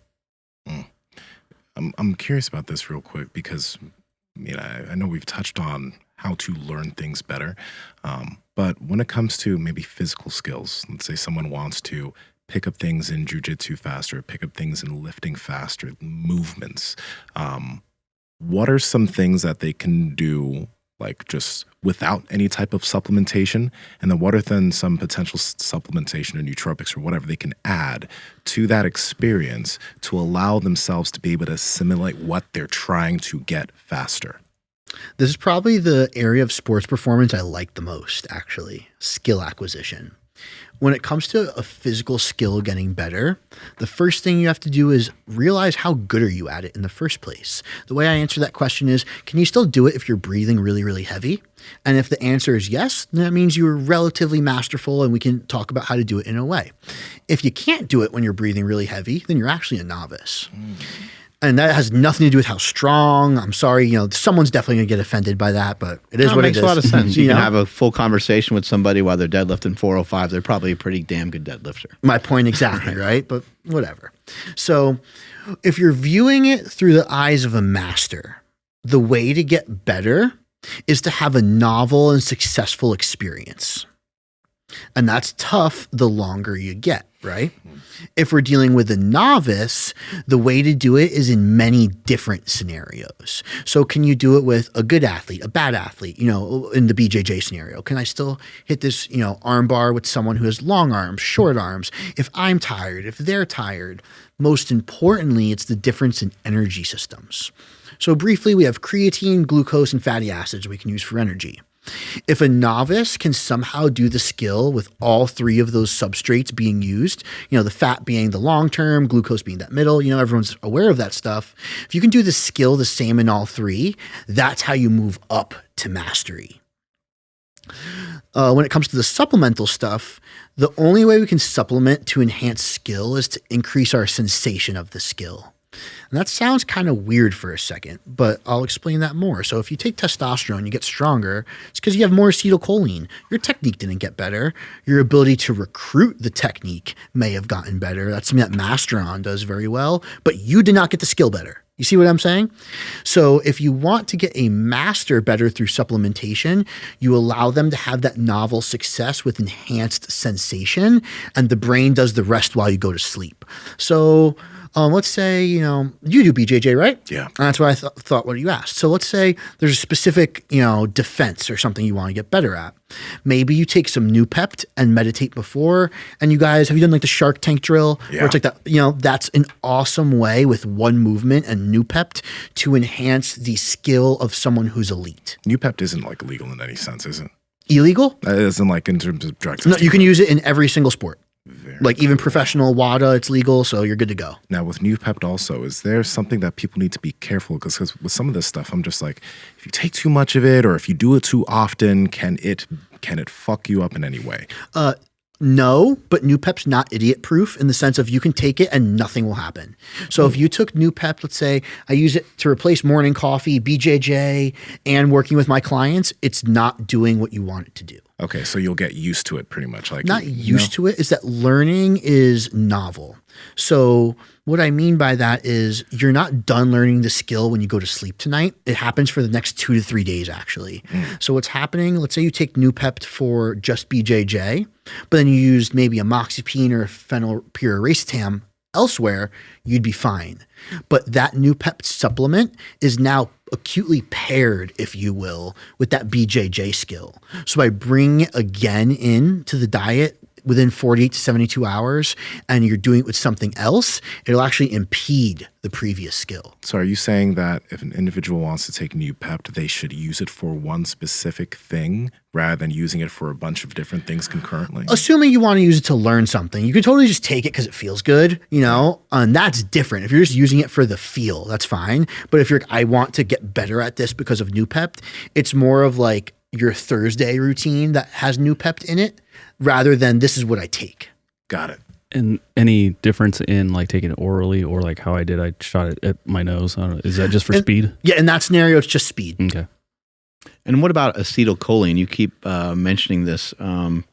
Can somebody just take acetylcholine and get, they get a strength response or? Yeah, it actually, there's a really good supplement out. It's called Alpha GPC. A lot of people are starting to become aware of it. It's a little more complicated than it meets the eye, and I'll explain that in a second. But acetylcholine is alpha GPC in a very specific manner. So alpha glycerol phosphorylcholine, left-handed, is already in our brains. And it's part of the spinal cord that actually makes your muscles contract. So you could legitimately take alpha GPC and get stronger acutely. But downside, it's not at all permanent. You could take, a coffee cup size of acetylcholine and it won't be permanent. So if someone does take acetylcholine, they want to take that before a lifting session, in essence. The beauty is it's so non-general. You can do whatever you want with it, really. That's the beauty of it. So it's going to be, so L-lyophilized choline is what makes you poop. The choline itself can be diverted to different areas based on what's needed. So you could just take acetylcholine or alpha GPC or CDP choline, and it'll do its own thing on its own.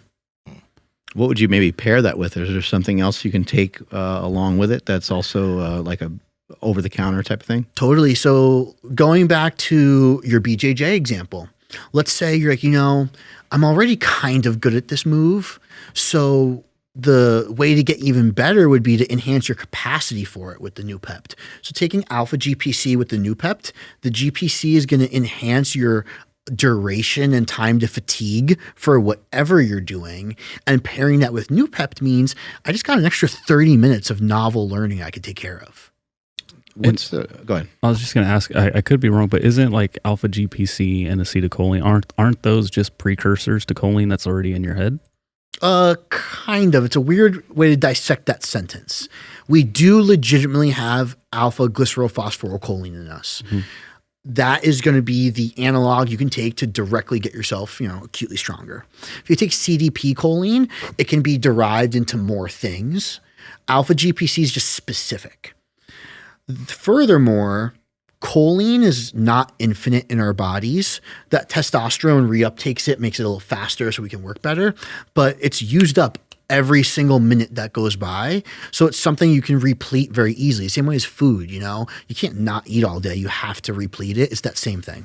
So then would taking testosterone make the alpha GPC more potent? It would only mean you recycle it faster. So instead of the garbage men coming to your house on Tuesdays, now they come Tuesday, Thursday, Saturday. What is the difference between some people that can recruit a lot of like motor units to be really strong or really explosive? We know some individuals that when they come in here and lift, they could just lift like monsters. And actually a few of them that I know will actually even get hurt a lot because they can like blow their body apart, basically. They need to kind of be taught to almost slow down. What is that, and how can somebody maybe tap into their nervous system a little bit better?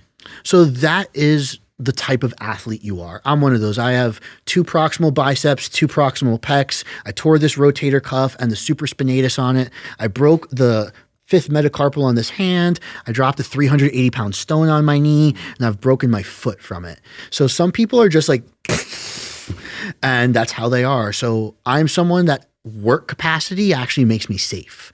I get hurt the heavier I lift because that's my natural tendency, and you become a balanced athlete, and that's the best athlete. So I spend roughly 70% of my year just doing super shitty feeling sets of 10 with 90 seconds rest, and I get stronger from it because my weakest portion of my biology so much has to do with the maintenance of my acetylcholine factors. So in that person, what gets them stronger and safer from periodization is actually building more muscle so that they can handle their own nervous system, whereas some athletes are the opposite. And if you're the opposite, that's someone who needs speed work, plyometric jumps, creatine supplementation, and that stuff so that their nervous system can get ramped up to the point that their muscles are, unsafe then. How can somebody toe the line safely between, let's say New-Pept is the example, right? Start using New-Pept before workouts, and then they start using it before every workout because they want to learn better. But now New-Pept becomes the thing that they need to take before they work out, or their workout is shit.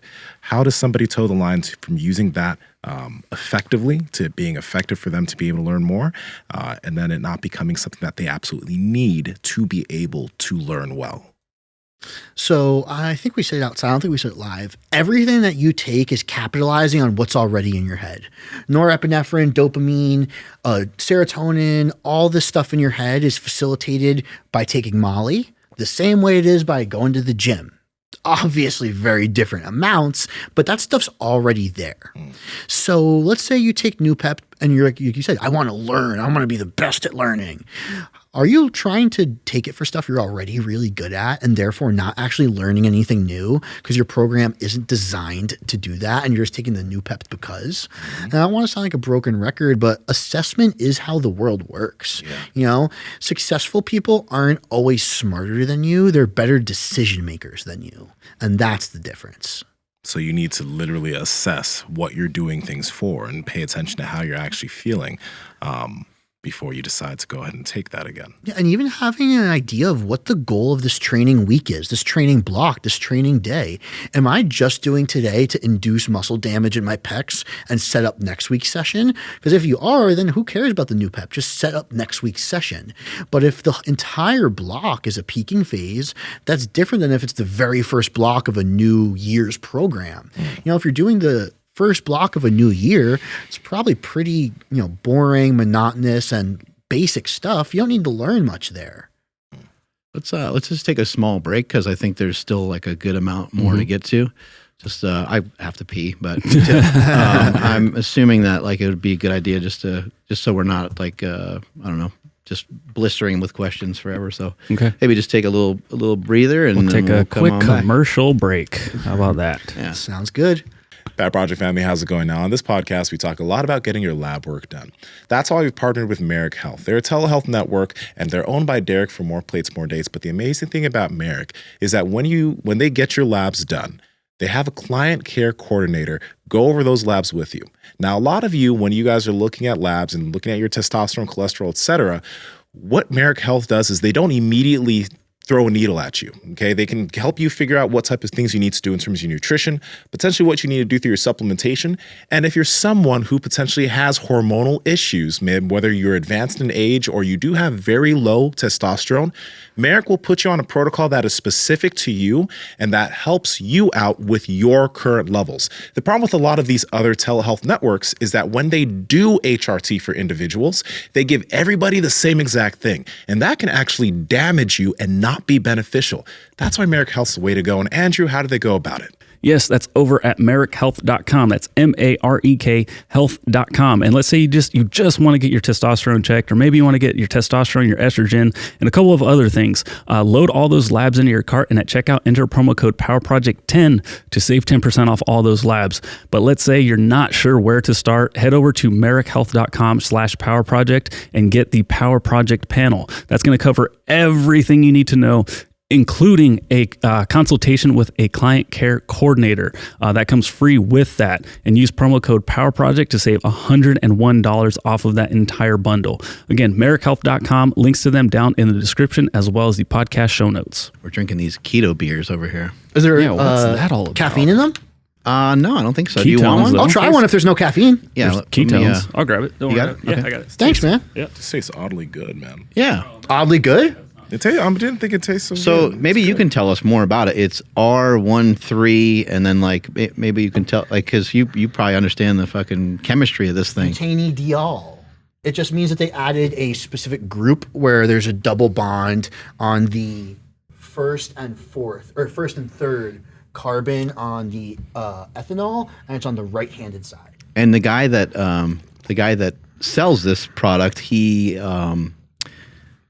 and I don't know if this is true, so I don't want to be spitting out information that's not true. But the claim is that this is not addicting the way that ethanol, which is in normal beer, is, right? So I don't know. Would you think that would be true? I don't know enough about it Yeah. specifically to say that, but probably it's the cool thing about drugs is all the bad side effects of something tend to be coupled together chemically. So for example, the anxiety and the increased heart rate from caffeine, trimethylxanthine, go down in dynamine, which is dimethylxanthine. So it's just like sometimes like you can solve a lot with like one little chemistry thing. Thank you. So there's like the new thing, you guys heard of Eclomid?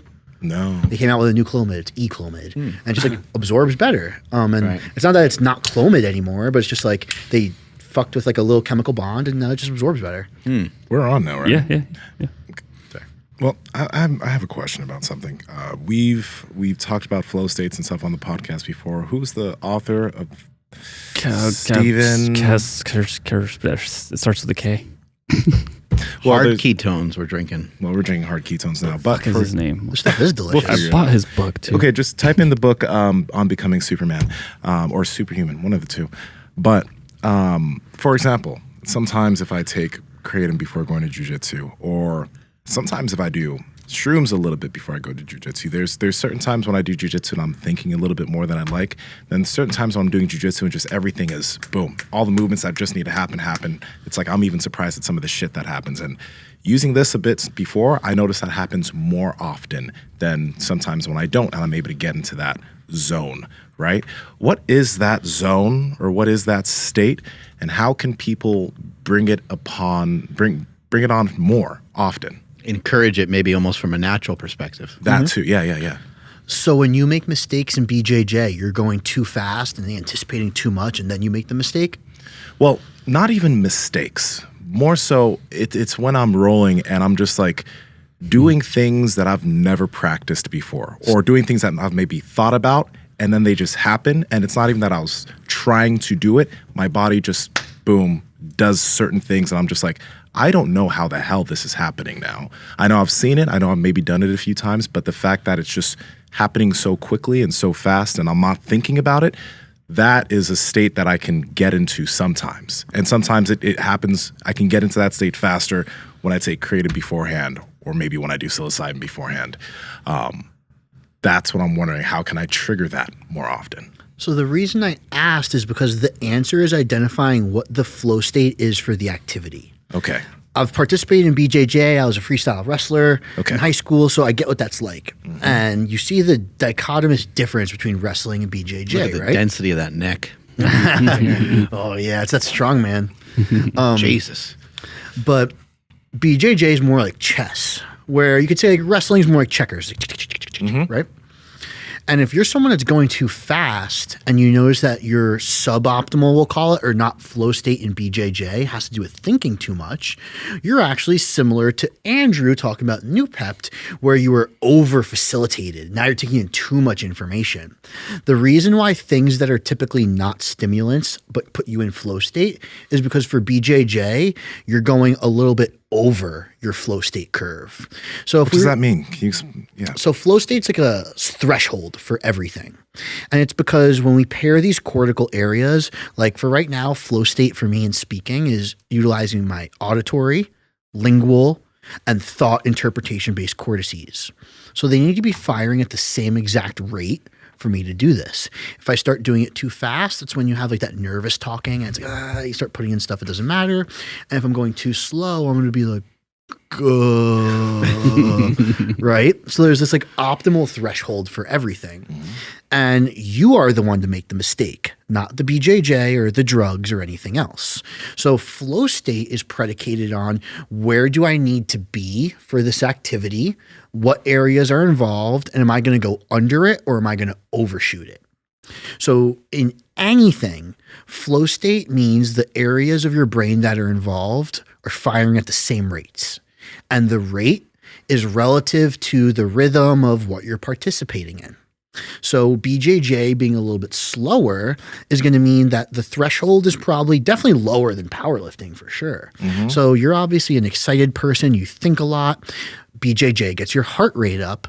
It's not a surprise to me that having too much norepinephrine dumped from your liver glycogen being depleted and your heart rate being up doesn't make you better at BJJ. We need to maybe alter some GABA A responses and increase kinesthetic awareness for you to hit that perfect BJJ curve. I have a question about that because everyone is somewhat different when it comes to certain activities. Like, and we talked about this so much on the podcast, but for me, when it has come to hitting big lifting PRs or performing well in the gym or even doing well in BJJ, I'm the type of person who I don't like to get hype. I don't like the loud music playing. I don't like people yelling at me, and I don't like even screaming myself.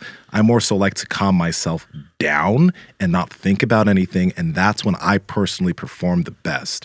So knowing that, what do you think? And some people need to get super hype apparently so that they can do certain things. So with that difference in how people are and how I am, what would you say is going on there? It's your response to neurochemistry. Okay. So I'm someone where norepinephrine, as it gets up, I get aggressive. So when I take injectable carnitine, I can't take that much because it gets a behavior, a neurochemical response I don't want. So within that, we also know that everyone responds differently to like a cup of coffee, even though the coffee is secreting the same hormones. So what it turns out and why it's difficult to talk about is that norepinephrine between the three of us is different. Norepinephrine between ourselves is also different. So my response to norepinephrine might be the same as Mark's response to dopamine. And that's the weird and trippy part about flow states. Dopamine makes me social, makes some people smart, like gives them that ability to focus. So you need to identify what's going to be beneficial to you from a hormonal perspective and what do I naturally already do.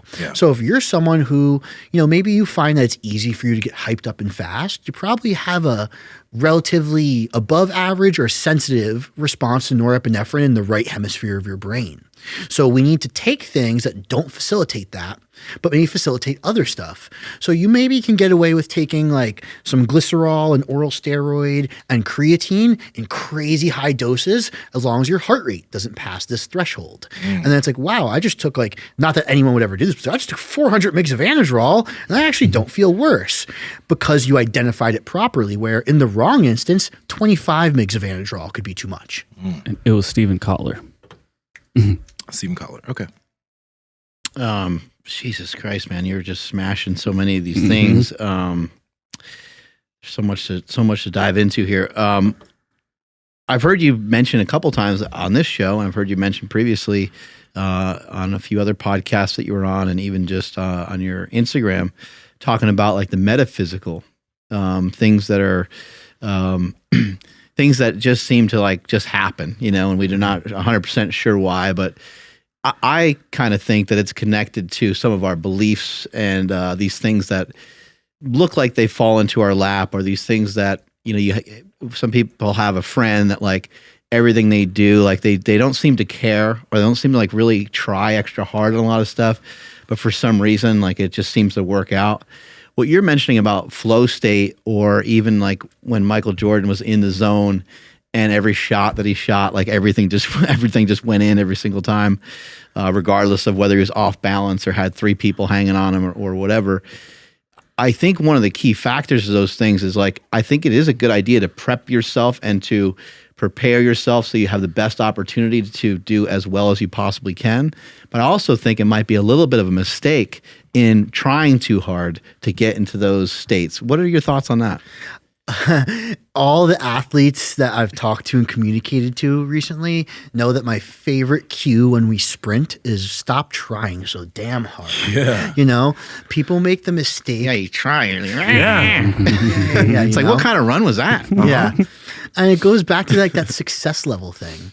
If, Michael Jordan didn't have to try to hit these jumpers because it's what he does and expresses naturally. And going back to that flow state question, his ability to try, which will spike his heart rate, change carbon dioxide and oxygen, more norepinephrine, is actually probably going to be too much in that scenario. And the way I came to this actually is kind of interesting. I think we've all misdefined the term free will. So if you want to say you have true free will, that would mean that I can pick a date on the calendar in 10 years, or at least this was my original interpretation of it, and say, I'm going to make this happen.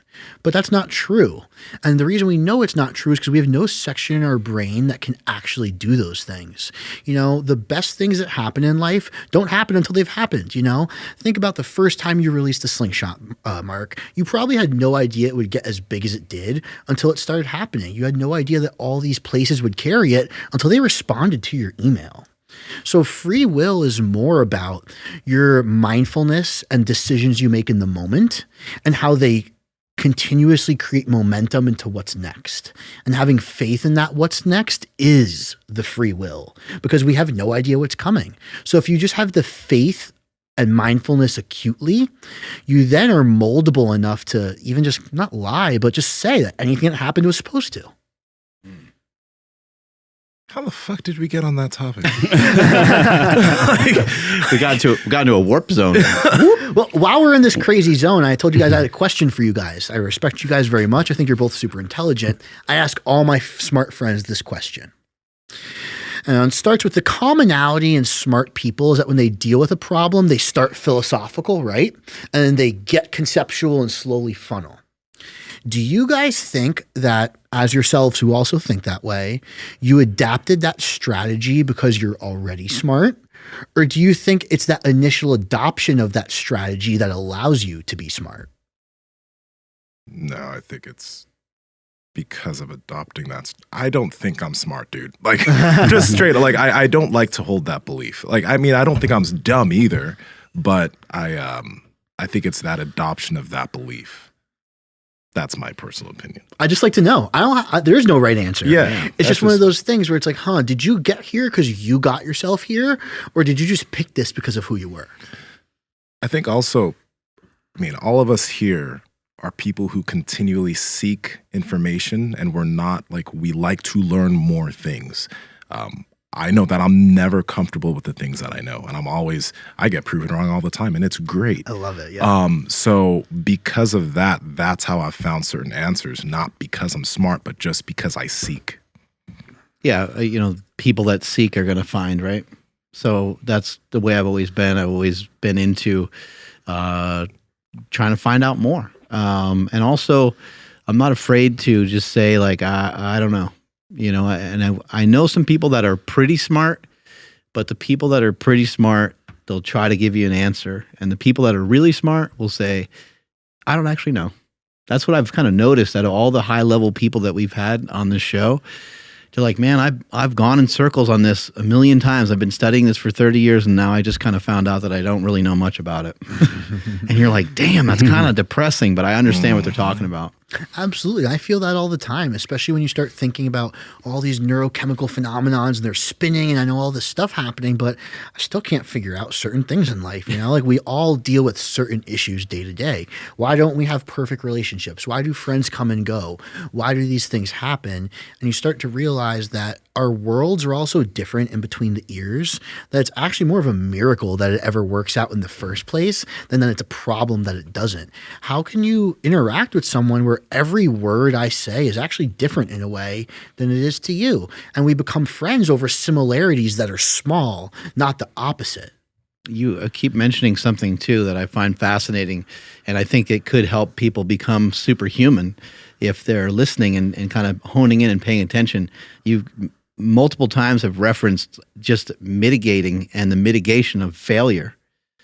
And it's not that you ever want to totally avoid being in any sort of position where you might fail, because that's probably being too scared to just go through life. It's normal to be kind of fearful of things. But the mitigation of failure, when you think about the gym and you don't fail, you are allowing yourself to learn what your body needs to learn for the day, and you put it in your gym bag and you stuff it in your gym bag and you take it home, these good results, right? And you get to kind of hold on to those things, and over time they accumulate and they add up to something. And you're able to recover, and your body is very accepting of this methodology that you have taken on. Whereas if you are failing and you set yourself up to fail, you kind of continually teach your body to fail. You teach your body, and also from a mental perspective of like, man, I don't think I can do that, or last time I did this, I had a bad experience. You end up with what they call in boxing, they call it sparring partner syndrome, where I'm just never going to win because I'm a journeyman boxer and I'm just here. All I'm good at is taking a lot of good punches to the head. I'm like Rocky was that way, right? And so I think just mitigating, trying to figure out ways of mitigating failure, being prepared, those kinds of things, to me, I think for a lot of folks, it would help to drive down the amount of anxiety and drive down the amount of like worry that you have if you are going into situations a little bit more prepared and previously you had some pretty good experiences with them. I'm glad you're like kind of forcing us to go back to that, because I think people view failure incorrectly first. You know, powerlifting is a sport because you can't go 9 for 9 every time. If you could, it wouldn't be a sport, right? And I think the problem is people view natural occurrences as failure when certain natural occurrences aren't failure. You went for a big lift on your 3rd attempt and you missed. That's not a failure. You simply found out where your limit was. Failure to me is something that was supposed to go correct. And when I mean supposed, I don't mean, oh, I should have hit that lift. That doesn't count. You know, that's a shoulda. What is supposed to happen is like, I'm not supposed to knock this over. You're not supposed to show up late when you go places. And you purposely allow a pitfall to happen when it wasn't supposed to. That's a failure. I said, I've reformed my businesses 3 times. I'm sure you've done similar things, Mark. And those were never failures, especially in hindsight. You're like, wow, that had to happen. It actually would have been a failure if I didn't change anything.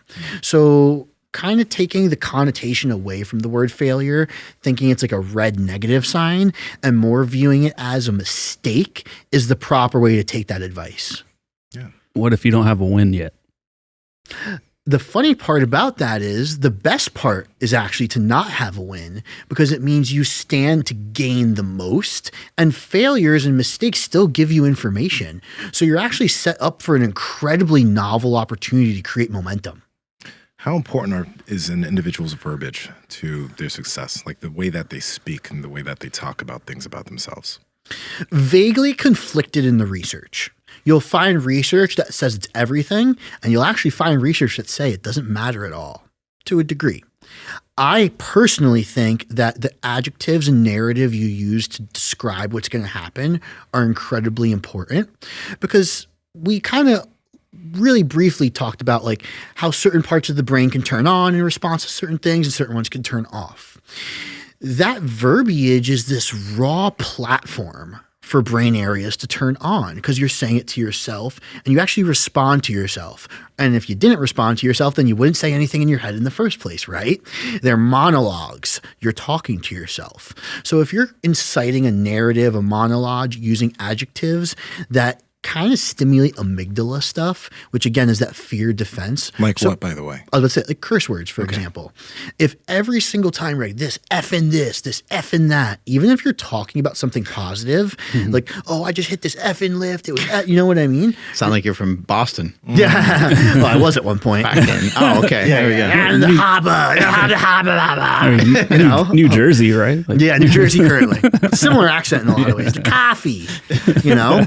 But if you're using that, you're actually not inciting parts of your brain that are associated with success. You're inciting parts of your brain that are associated with defense and failure and fear. And sure, they release norepinephrine too, but that's that norepinephrine that makes you kind of angry and fidgety and vigilant of that guy over there. And why is he looking at me? And that's what I meant earlier about norepinephrine is different within us as well.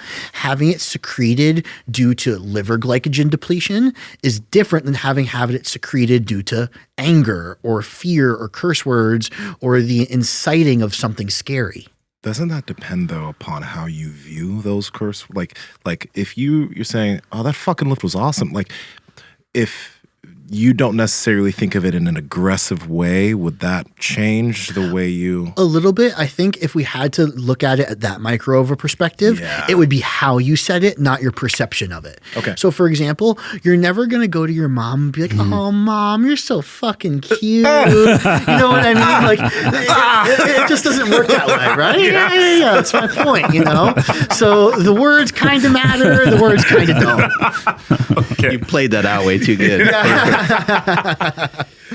So in being Mr. Superbrain over here, what was like the decision making? Like, you know so much about the body, you know so much about the brain, you know so much about like the chemistry. Why would you ever go and like mess with the chemistry? You just couldn't help yourself. Why would you go and meddle with the chemistry via like performance enhancing drugs and things like that? The ceiling on performance for humans is nowhere near where we are yet. We are not even close. You see, so anyone you think might be the best athlete on the planet, go look at their camp. I guarantee you it's not perfect. And not perfect in the sense of, oh, they don't wake up late, whatever. They're just leaving stuff on the table. I have never met an athlete, period, that has maximized every opportunity that they have, truly. And that's why I'm into it. I want to see it. I want to see freaks. I want to see people be their best. And I just haven't seen or been in a scenario where I think someone's done that yet. And you've explored everything, right? SARMs, PEDs, peptides. So I have talked to people in China who shouldn't be taking drugs about taking drugs. I've worked with dyslexic and autistic children. I've spoken to someone on every single continent on the planet except Antarctica about this stuff. So I just think I have enough data to say that. Like, just everyone can get better. And furthermore, and this is more opinionated, I think the fact that we can respond to all things put in our mouth from a drug and anything perspective is an opportunity. I don't think it's random. Birds, for example, can auto-regulate their temperature at night based on how much they ate. And if they eat too much, they have to vomit. So it's like, well, there's a finite limit to the birds, right? You could eat as much as you want. All that happens is you get fat. But like, there's really, if you breathe and eat slow, you're not going to vomit no matter how much you eat. Same thing with sports. We only know that your recovery impeded your ability to do the volume. We don't know the maximum amount of volume a human can tolerate, It was like, oh, your recovery or something you did thwarted the biology. We don't know where biology ends yet. So, for example, there's compounds out there that have nothing to do with AAS that are more potent when used properly than AAS because of their specific synergies. Are there compounds and things someone could take for dyslexia or autism or things like that that really have been shown to help pretty well with some of these conditions? Lactobacillus reuteri is the bacteria that is deficient in all children born in the ASD spectrum. Every single child with ASD is born with multiple bacterial deficiencies. In the gut? Yep, but reuteri is the only one common amongst all of them. What's even more interesting is we see alleviation of these symptoms in children amongst all of those categories by supplementing with Lactobacillus reuteri. Furthermore, we see an ability to increase learning in these kids. And it kind of taking that supplement? And you could get that from drinking kefir. Oh, wow. Oh, yeah. Yep. Oh, that's amazing. So you just got to specifically target that bacteria. But that kind of even alludes to my previous point about us not being done with humans yet. It's like, wait, you're telling me we've spent all these years giving these children Adderall and screaming at them in a classroom, but all we need to do is make them have a yogurt drink and they get smarter? It's like, we don't know what's going on yet. So it's like, you just gave me some credit about being smart and knowing all this stuff. And I'm sitting over here thinking, we don't know shit. Like, there's still a lot of questions I have to research and look at, and decisions I have to make where I'm not fully sure of what's going on biologically. And it's not that it doesn't exist or I'm not smart enough. It's that that area has never been crossed over to. No one's pioneered there yet. What you just mentioned about Lactobacillus reuteri, is that something that's commonly known currently or commonly being used to help with those children? Or is that something that is still kind of like only individuals who are, I don't know, who pay attention to that understand that mechanism? I totally live under a rock. I think it's common knowledge. I think it's common knowledge. I don't know if it is. So the groups for this stuff were very small. The way they found out about Lactobacillus reuteri working was actually really unethical. It was a group of parents that started giving their autistic children their own fecal matter in a pill. Oh. Wow. Whoa, Why? And it worked. But why? Why was tell that you even why. an option? So they knew. No thanks. Yeah, prior to that, they knew there were bacterial deficiencies, and they got lucky. Truthfully, the thought process was they also knew, important piece of fact, that the bacteria that's in us is also reproduced in our poop. Same bacterias. Okay. So they're like, if anyone needs more bacteria, we might as well make it our poop and not someone else's poop. And they did it and it worked. So the point ultimately is that what's going on internally is monitored truly by things smaller than we can still comprehend. So an interesting question I had with someone recently was, he asked me like, well, what happens after testosterone binds to the testosterone molecule? And like, he was aware that like it binds, causes genetic changes and stuff. He goes, well, how do you know when you're done? Like all this stuff. And the answer is actually photons. The photons of light coming from the sun and moon are what tell your testosterone receptor to let go of what's inside or hold on. So it's like something that small is telling your testosterone receptor what to do with the drugs they're attached to. So there's just like so much left that we just don't have the answers for yet. So with the kefir, would that help in adults as well? Because like this episode is going to be 664. I will write down 646, or I will do something silly like that from time to time. Nsima will like send me a text and be like, "Dude, you actually put the wrong number again." Because I don't know if it's just, again, I get fatigued and then like I just not paying attention, but it happens quite a bit where I will move numbers around. So now I'm like interested, because this is the first I've ever heard of anything like this. So you have to be deficient in the bacteria for it to work, unfortunately. So for you probably wouldn't. I was actually told I was autistic growing up. I was in special classes. Now I just realized I'm kind of more of a savant than autistic in the first place.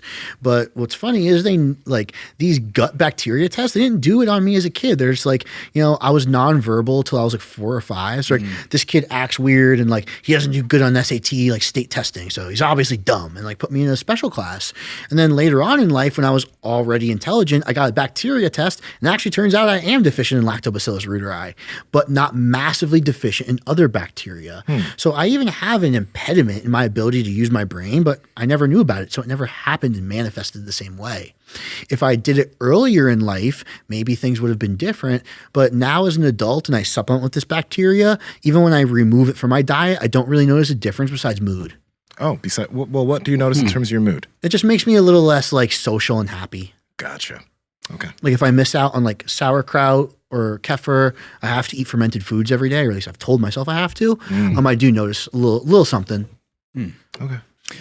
In studying the brain and then probably stumbling upon some information that the gut is considered the second brain, and by some people it's even considered the first brain, are you kind of like, shit, man, now I gotta learn all this stuff about the gut as well?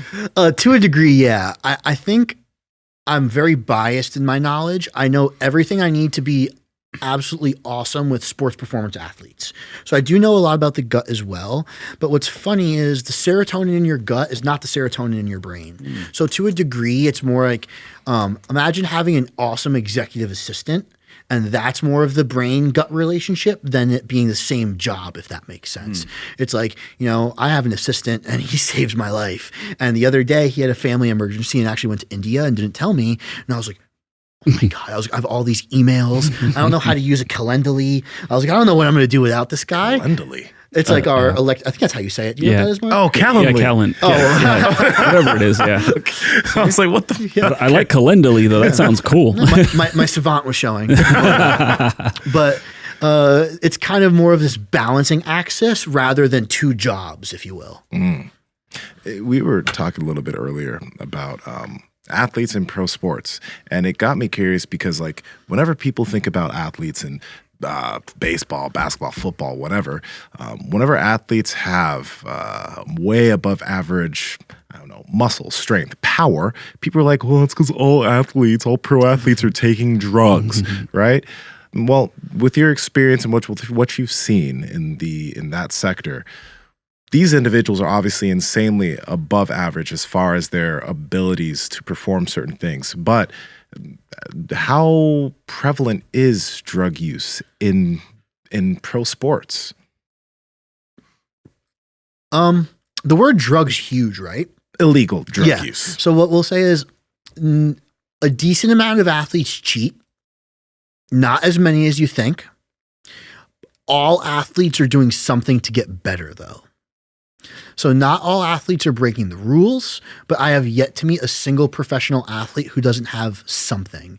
And what's funny is a lot of them do useless stuff. One of my best friends works in hockey, professional hockey. Mm-hmm. One thing that's popular in hockey is taking Sudafed. It doesn't work, obviously. For what? Yeah. Oh, before the game, obviously. You know, What does I'm being sarcastic. It doesn't do anything. yeah. But it's very popular in that sport. So my point is, you might think that it's like, oh, this person's taking the most scientifically accurate stuff to improve it. A lot of them are just capitalizing on the placebo effect. So, you know, it's like, I mean, would you ever take a Sudafed before you went to the gym unless you were sick? No, it wouldn't do anything. We know that. But to them, they believe it so much that it's actually doing something. You know, a lot of these guys do, not that it's stupid, but like they'll drink like a matcha tea and they're like, but someone told me this matcha tea works and I had a good game on it and now I just drink this matcha tea before every game. Mm-hmm. Every athlete's doing something. Far less of them than what you think are breaking the rules, though. That's an interesting thing because, I mean, when I played college soccer, a lot of guys, not only on double days would they take ibuprofen, and even I took ibuprofen during double days just because of the pain, but a lot of guys would then start taking ibuprofen before a game because they're like, I feel less pain, joint pain, etc. Right? Huge one. And it's probably something you shouldn't be doing, but that's what they did. So, and it just makes you so comfortable that we said earlier about the Kratom and habitual addiction is like, it just becomes the thing you do and it helps me get into the mindset. And then it's like real, but not real until you do that in the first place. You mentioned injectable carnitine a little bit ago. I forget exactly what the purpose was for that, but my understanding is that can actually help people burn body fat. Like what are some of your takes on like injectable carnitine and how would somebody utilize it? I'm a huge fan of it. So all the research you heard about carnitine is true. It's not a great supplement though, because it only works if you inject it or do it intravenously. I believe the amount was like 100 milligrams per kilogram was what you needed of oral carnitine, which means that like someone my size, I'm not as big as you guys, is taking like 10 grams of it. And carnitine smells like fish. It also makes your poop smell like fish. So taking 10 grams of it is not useful. The injectable version is how you get the results you want. It can do anything you want. And that's why it's kind of difficult to use it properly because it's environmentally sensitive. wait, what do you mean it can do anything you want? We'll get there. Okay. I'll Maybe slow not down. anything, but you'll see in a second. Okay. But basically, it's environmentally sensitive. So we use carnitine to poop. We use carnitine to burn fat. We use carnitine to get our mitochondria. It's got a bajillion different jobs, kind of like choline Andrew mentioned earlier. But when you take the supplement, it's only doing what the acute environment is making it do because it doesn't stay in your system super long. So taking the carnitine injection before a run is a totally different supplement than taking it before bed with growth hormone, than taking it in the morning to lose fat, than taking it before the gym or after the gym. So I love it because one supplement that's totally legal, cheap, doesn't give PIP, all that great stuff. What's PIP? Like post-injection pain. Okay. Can give you many, many different opportunities. Okay, real quick. Okay, so it's totally legal. How'd you find out about injectable carnitine? And then also, like, what do you mean? Like, you can take it before a workout, and it can increase like the amount of muscle you can potentially, or not the amount of muscle, but like the amount of volume you can do during that training session. You could take it before, let's say, grappling. Like, what do you mean? Energy uncoupler or something, a fat uncoupler or something like that, right? So we can use carbs and fats for energy, right? Okay. If you're in a sports performance setting, you can use both. Your goal is to use fats for general energy, meaning just the maintenance and sustenance of being alive, while carbohydrates do the specific energy work. So let's say you're doing high rep, high bar squats.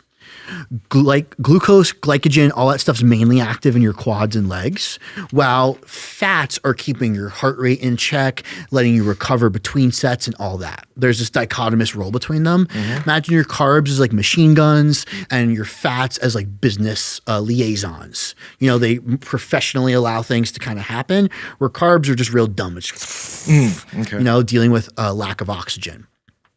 The ability to have more carnitine means you spare more glucose, so you could do more muscular work without having to pay as much energetic money to stay alive. So your ability to do more volume, let's say during a workout or in BJJ while taking carnitine, is a product of better metabolism, and better metabolism is obviously what gets you lean. You go on a diet to improve metabolism. You know, we can all lose fat, but you just also restore it. The carnitine diet effects stop storage of fat, which is why it works. Are there any dangers or like long-term use of injectable carnitine, using too much injectable carnitine? Is there anything that if someone wants to go down this road, because when somebody hears this and sees this, they will, is there anything that they need to take into account? Only take as much as your work capacity can handle.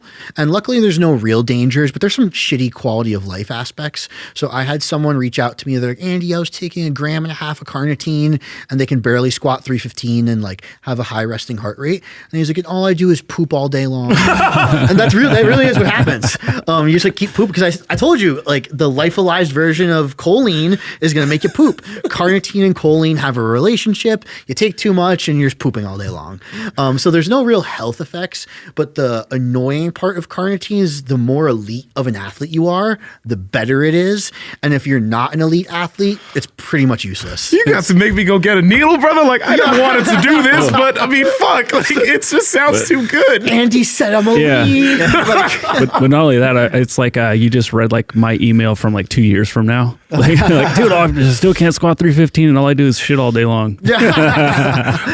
When we talk about dosages, I'm sorry, Mark. I'm just so curious. When we talk about dosages here, and it's not illegal. Like, it's not like drugs. Like, it's not WADA illegal. You could literally go up to a police officer and be like, "What's up, dude?" And like they can't do anything. You know, it's not legal at all. It's literally L-carnitine. You know, so it's funny. People, there's stigmas on everything, right? Like, there's a stigma on kratom because we're like, oh, doesn't it do the same stuff opiates do? You know, there's a stigma on using a needle, but just because you use a needle to draw out amino acids, there's nothing illegal about the needle. You know, you can go to a hydration clinic and get an IV of electrolyte fluids. Does that make you like a heroin addict? It's like, no, just because you did something IV doesn't mean there's something like, you know, connotatively attached to that.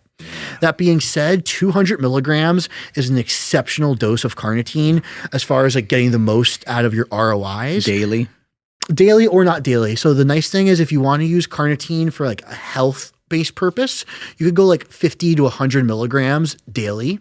If you want to use it for a specific sports purpose, 200 is really the number where sports performance starts to be enhanced. Okay. And is it readily available? Like, I've never seen where you can get it on the internet. Yeah, you can get it everywhere, actually. I'm not looking in the right spot. Yeah, most people aren't searching. I want to inject carnitine, so that stops you from finding it. But Durrell Strength is a good friend of mine. His name's David Herrera, and he's the best at making it.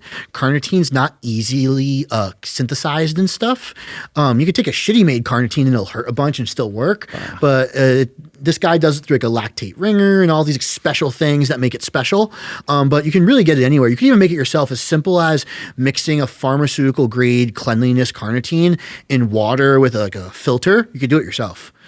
It's going to suck, but that's the beauty of it. Like, you can get it anywhere and it's not hard to make. And is this something you just wake up and be, okay, taking my carnitine before the day, or is it something you place before a workout or a session of whatever you're trying to do? So let's revisit your BJJ scenario from earlier, right? With New-Pept, just so everyone who's listening is on the same page already. Yeah. Let's say you're like, all right, I want to lose fat, but I don't want to do any more stuff. I'm just like at my limit for stress.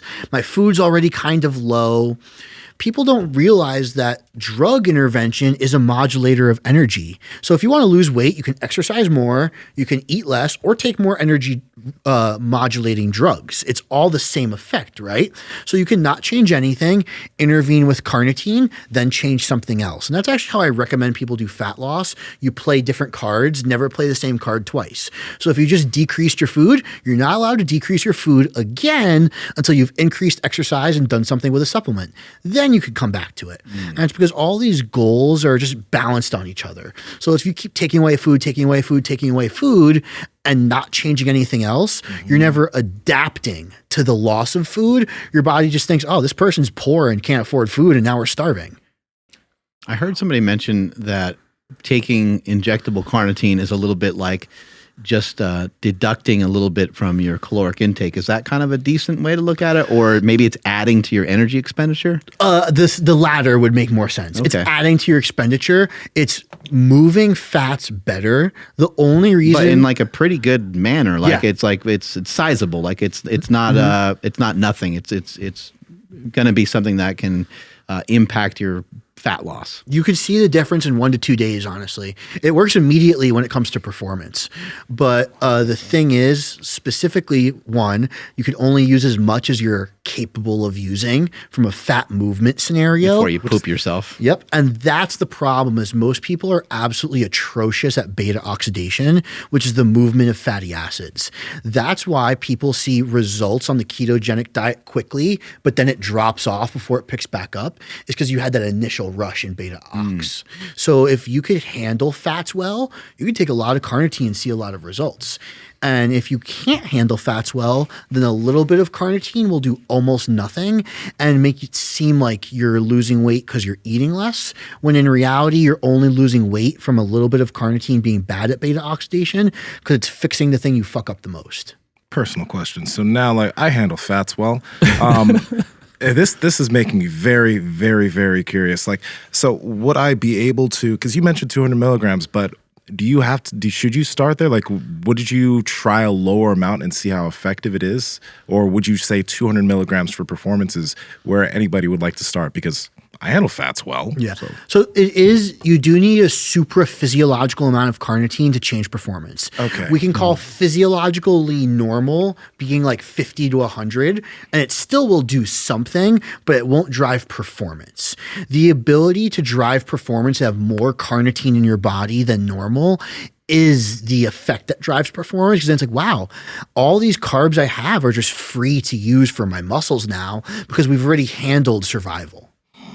Now, this is just an amino acid, right? It's literally, it's not an essential amino acid. It's conditionally essential. And you could even argue it's not an amino acid because it's made by 2 other things. But yes, it's an amino acid. And it's in steak, right? It's pretty good abundance in steak. You would eat it in steaks. You would eat it in actually all foods that contain a full gram of protein will have some amount of carnitine. And then choline, which we talked about earlier, I believe is in like egg yolks, right? Yep, that's the most plentiful food source right off the top of my head. It's actually one of the only nutritional portions of soy is choline, but there's not a lot of foods where you can get it from in abundance.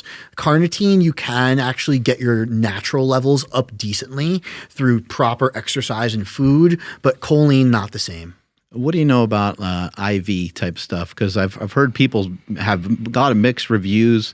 I have a friend that actually, it's a family friend that has a company that does these like IV drips, and sometimes people use them for because they had a bender in Vegas or something like that, and they're trying to rehydrate or whatever. But there's like these glutathione IVs and some things that I'm not really too familiar with. But I hear remarkable things, NAD and stuff like that, but I just don't know, like it's outside of my normal scope of what I'd learn. So what have you seen from some of these things? They seem to be really effective, or is it just overhyped? Glutathione's superb because it's the opportunity for your immune system to have more points to spend. So it's funny enough, everyone loves the term like antioxidants, free radicals, this and that. Those terms come from a mathematical basis of reduced to oxidized glutathione.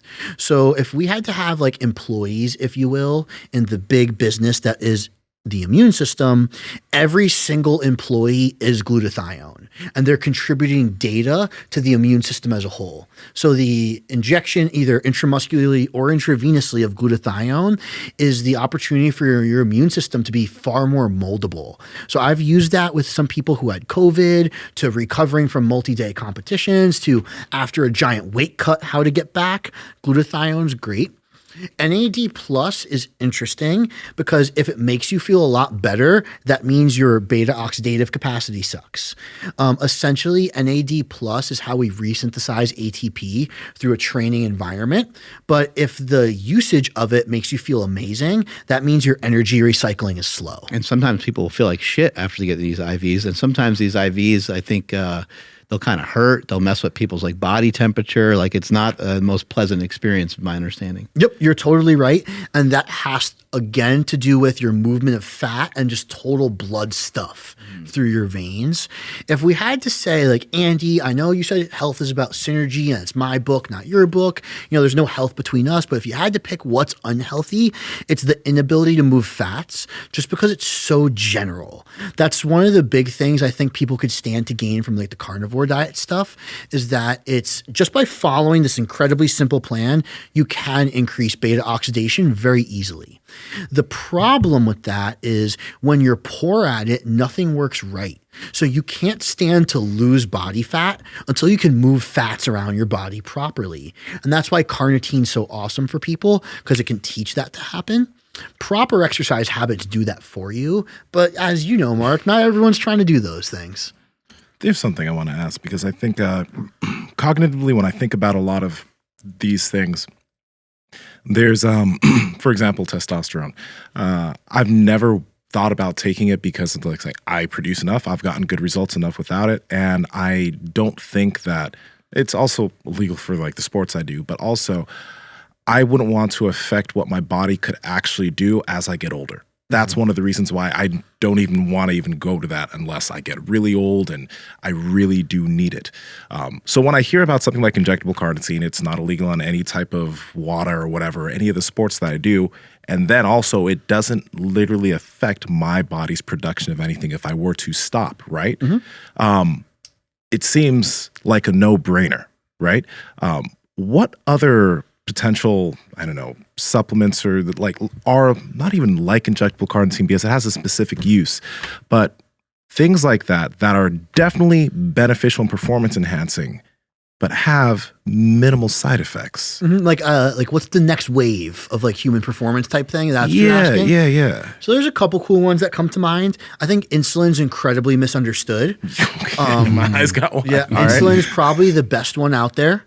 And that's been utilized for a long time in the Olympics and in professional sports. It's not even illegal. You can buy it at Walmart. Right. Oh, shit. You want to hear some shit? The only states where it's not legal to buy in Walmart happen to be the states where a major pharmaceutical company is hubbed from. Indiana, one of the few states you can't buy it. Oh, that's a surprise. How many, insurance and pharmaceutical industries are based out of Indiana? It only seems to be the states where these people are that you can't buy the insulin, but you can literally buy insulin for $25 at Walmart. Okay, so let's talk about insulin because we had Jake Penson and Joe Sullivan on, which is why you're here now because they told us about you. You're fucking awesome. But insulin, right? Number one, why is it misunderstood?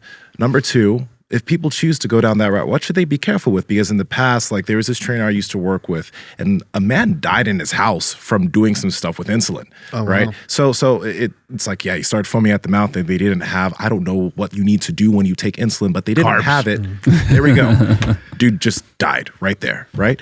Why is it beneficial, but what are the downsides? What are the things people need to pay attention to? Why should they consider it? And what would be reasons why they should not even go down the road of taking insulin? Funny, you probably wouldn't expect this from me, but the downside to insulin is reading research and then trying to do what the research told you. Because who do you think the research is done on? It's done on diabetics. So it's not a 1-to-1 ratio that you can measure from. And people like to do these things like, oh, I'm badass, I'm hard, I'm going to do the pharmaceutical stuff, and then read a research paper and think they can just pin what the research paper says. There's no reason why healthy non-diabetic athlete ever needs to do more than 10 to 15 IUs of insulin at a time, and that dose alone couldn't even kill you. The dangers from insulin come purely from lack of knowledge and using it. Like, I always say people abuse the vials. They see how small a vial of something is. They're like, this is it? This can't be that cool. Look how small it is. And then they draw out how much it is. They're like, look how little this is. I can definitely take more. Look what this looks like. And don't understand, sig figs and weights of things and stuff. But insulin's actually very safe. If you were to do something as simple as never take more than 10 IUs, you could do whatever you want with it and you'd probably have no issues. The problem is when you treat it like a testosterone, you treat it like a carnitine, and you treat it like another drug that has a different set of rules. People tend to think it's like, oh, if it's testosterone, orals, this, they just all follow the same rules, and that's not true. Another compound that's really cool in that sense is called DADA. It's diisopropylamine dichloroacetate. And what it does is it takes off the brake system that deals with force production while breathing heavy. Wait, say that again? We're good? No. I need it. I just hit the wire. Oh, no, yeah, we're good. We can hear you. But say that again. What does it do? It takes off the brakes for producing force while breathing heavy. Whoa. Who's your dada? Like, this is what my son's been telling me this whole time. I got to take data. I thought he was talking to me. Fuck. All right. Makes sense. ATP is something you can actually take. So is AMP, like the pure energy source that we use for currency in biology. I think there's honestly an entire world. I would feel comfortable saying I could take an athlete who was not taking true performance enhancing drugs and get them to the results of someone who did just by being smarter with this stuff. And I'm not saying that as like to be cocky or arrogant. I'm not saying that it's me either. I think anyone can do it, but it's like using the kitchen sink approach versus asking questions with a therapist and doing that type of stuff. I don't think that, per milligram of kilo testosterone is as potent as any of the stuff I just mentioned, but because you can take as much of it as you want, it will look different. What things can these types of drugs and peptides and stuff, what are some other things they can help with? You mentioned in the beginning of the podcast that you believe that we're a lot of times using some of the wrong drugs for depression. And I've heard from a good friend of mine that he has a doctor friend that prescribes for people that have depression. He routinely, and it works really well for him, is he routinely prescribes testosterone, and he's got great results. So like some of these things, I've even heard, I think glutathione, I've heard can assist with Parkinson's disease, like all kinds of weird stuff where it's like, how come this isn't being like talked about more? How come we're not seeing this more? Because there's a lot of people suffering out there from a lot of different diseases, and we can probably nip a lot of these in the bud with some of the stuff you're mentioning here today. Totally. So let's say you're in a relationship with a significant other and you're depressed because you guys are butting heads and stuff, right? You could potentially alleviate that with New-Pept and meditation, because half the times you have a miscommunication issue with someone is because you can't appropriately identify what's in your own head and regurgitate it in a communicative style way to the person next to you. And when you're having that issue with the person you love the most in life, hell, stuff's going to seem depressed. Let's say you're depressed because your job has high demands. And like Andrew spoke about earlier, you find yourself distracted energetically. That can cause depression because you're not meeting the criteria expected of you in that scenario. So maybe we can take something like an alpha GPC and cure this acute depression in Andrew by focusing and giving him horse blinders just for work and stuff. So the testosterone, even more ironically, works in men and women that have depression. So it's like, whoa, what does that mean? And it means that inability of your spinal cord to be too slow at recovering from pain signals, whatever hormone it may be, substance P is the signal that gets sent from your spine for pain. The lack of those being ready for life could also cause depression. So it's funny, if you can answer the question of what is making me feel this way, you can then find the perfect drug to fix it. Let me ask you this. Because a lot of people come to you for this stuff, for a lot of things, but when someone has kind of figured out some of the reasons why they're depressed, is I guess no. But is the first answer, not the first answer, but like, do they always need to find a substance? Or do you tend to, I mean, you obviously look at lifestyle factors and you look at things that they could change within that, right? Like someone isn't getting good sleep each night. There's probably things that they could take to get better sleep, but I'm guessing you look at a lot of these things before heading down that road, or do you think that the chemistry is just as important as lifestyle habits?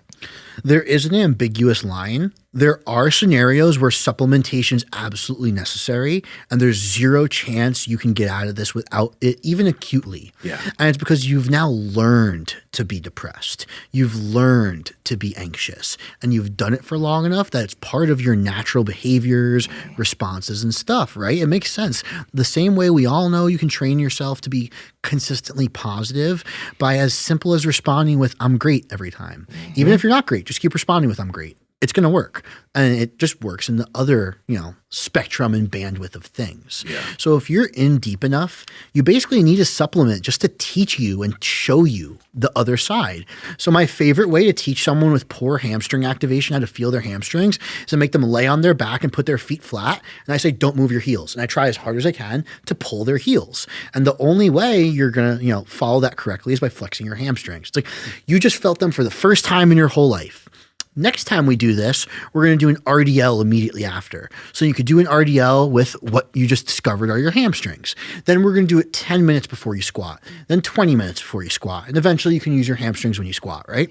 Same thing here. If you're constantly depressed and you don't even realize what it's like or remember what it's like, to feel a certain way, even if you are feeling it, you won't know you're feeling it. Because now, let's flip the scenario and it's going to make a lot of sense. How many times have you seen an athlete, Mark? I know you've coached a lot of people where it's like, Mark, I only want to complete this one goal, and they complete it. And you as the coach are like, wow, I got them to do it. They're going to be so happy. And they're like, meh, that wasn't as hard as I thought. I want to do this instead. It's the same exact thing. You never even knew what it was like to feel success. And when you did, you ignored it. So therefore, you can't expect to feel it when you squat 500 because you didn't feel it when you squatted 400.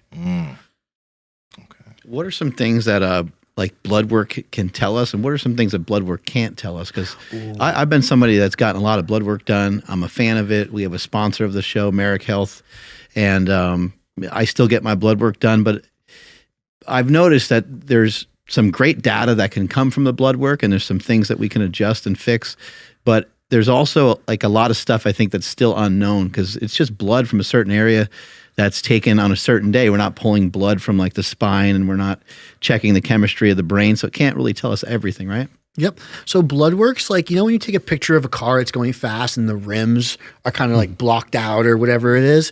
That's what blood work is. You're trying to take a snapshot of something that's in constant and chronic motion.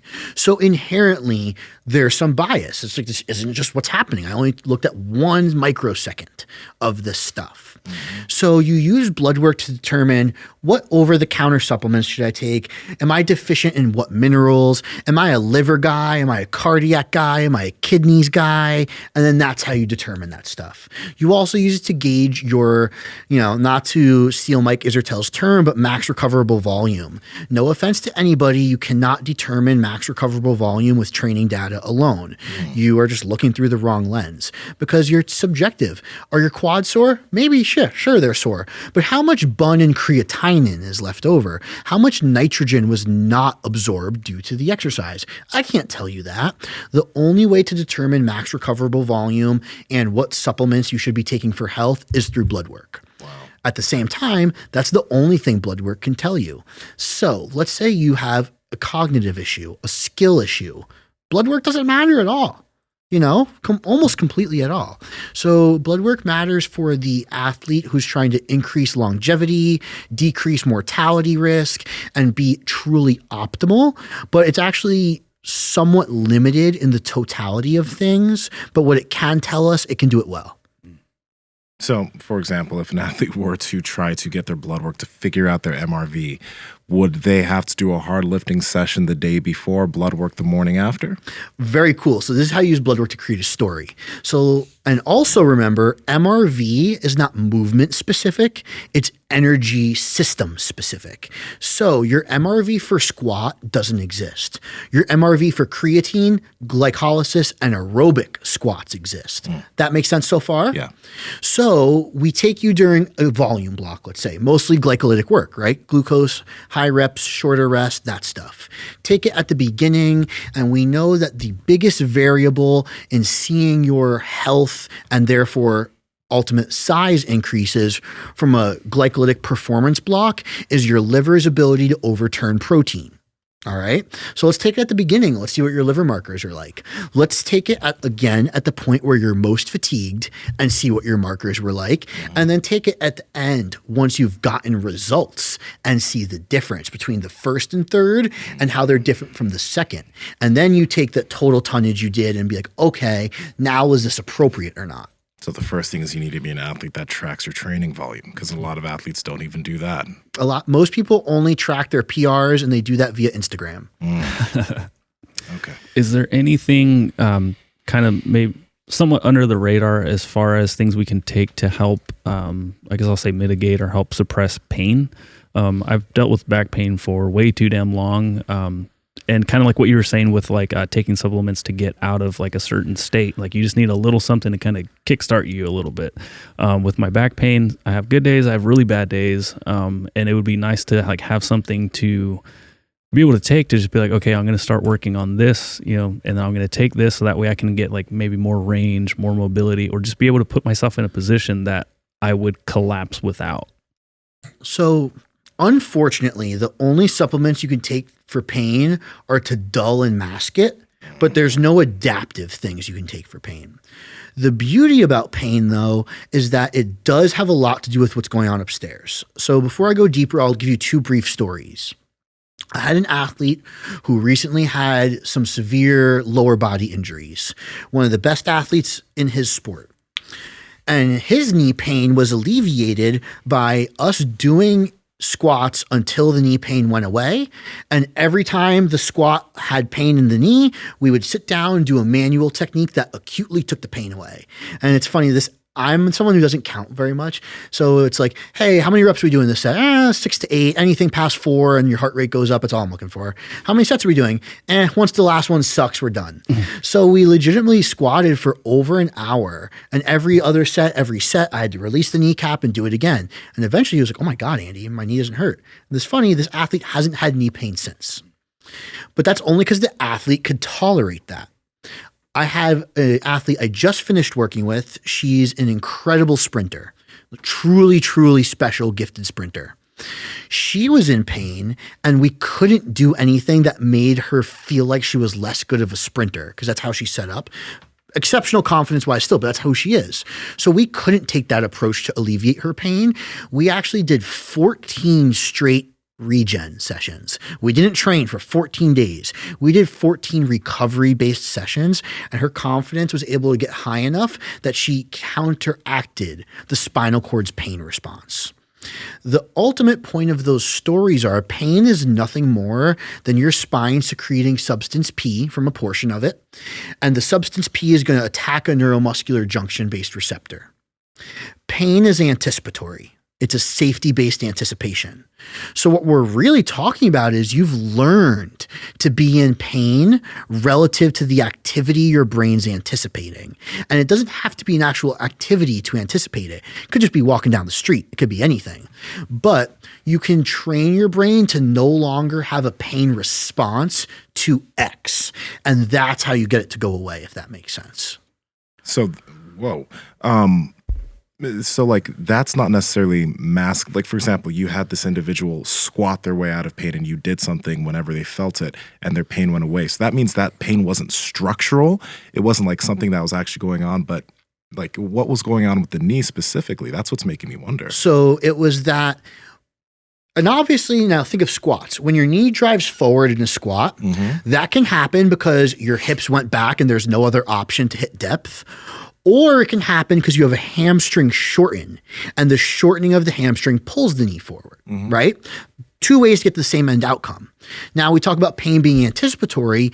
Maybe we had an experience where, wow, if we squat into knee flexion without a shortened hamstring, I have pain. So even if he was doing it technically correct every set, but the pain was being, pronounced, it was showing itself, it's that there was an anticipatory response to the movement, not the structural area. So we had to create a safety pattern associated with the movement to get him to stop secreting substance P. Taking Kratom or a real opiate does the same thing, but it's only that the supplement is inducing this sense of safety. In the sprinter, she had a legitimate structural issue. She has stress fractures, but we got the pain to go away in 14 days. The stress fractures didn't go away in 14 days. Obviously, it takes more than 2 weeks to go away. But we eliminated the pain response of anticipating running. And that was why she was getting pain. So even if you have structural damage, you don't have to have pain, and you don't need to have structural damage to have pain. I think it's like 70 to 80% of bulging discs in your back are asymptomatic. We've all done crazy enough shit. Guarantee you we all have bulging discs here. Yeah. But the majority of us don't have back pain. That makes me wonder, though, like, for example, the athlete with stress fractures, does the pain in response to the stress fractures, isn't that going to be something that in the long run helps them not continue to get worse fractures? Like, isn't that important to show a signal? And is potentially having that pain go away, could that be damaging? So potentially, I love that thought process, but rather think about it this way. If you have good technique in whatever you're doing and you've developed an injury and pain comes along, won't pain then change your technique to facilitate further injury? So it's one of those things you have to realize that the question you asked comes from the concept that pain has a connotation and is bad. Pain is not bad. Nothing in the body's bad. Cortisol is not bad. Your amygdala is not bad. Nothing is bad. If you view everything from the question as why is the brain seeing this as advantageous, you will always find the proper answer. So I wanted to kind of like not rebuttal, but like when you're saying like at the end, the anticipating something that's going to hurt, it's going to hurt. And I totally agree. If I have to, I don't know, wash my hands, I know for a fact that's going to hurt. If I have to flush the toilet, I know that's going to hurt. But there's been times where like I'm just like here walking around and then all of a sudden literally nothing changes, but my back just completely just goes out and I'm in pain for like the next like 2-3 weeks. I didn't anticipate that. I didn't expect anything to be happening. Like I was just doing my normal day-to-day thing, like walking or whatever. So what happens when that happens? Because I wasn't anticipating anything and it still really fucked me up. So like I said earlier, it doesn't have to be a task or a cognitive anticipation. What's happening in that scenario is low back pain is predicated on the flattening and lengthening of your diaphragm. So that's what's anticipating. So it was like, holy shit, Andrew hasn't flattened his diaphragm in 3 weeks. Better secrete substance P. You thought you were just walking, but what are you doing the whole time you're alive? You're respirating, and your respiration was poor enough that it set off that substance P response in response to your diaphragm not being able to shorten and flatten properly, and that caused anatomical differences at the ribs, which secreted pain. That makes sense. Got it. Would BPC 157, would that help with some of these injuries and stuff you're mentioning, or? Yeah, but what's beautiful about BPC 57 in a good way, even though it doesn't sound like it's about to be good, is it doesn't interact with pain. The problem is you don't have to have pain to be injured.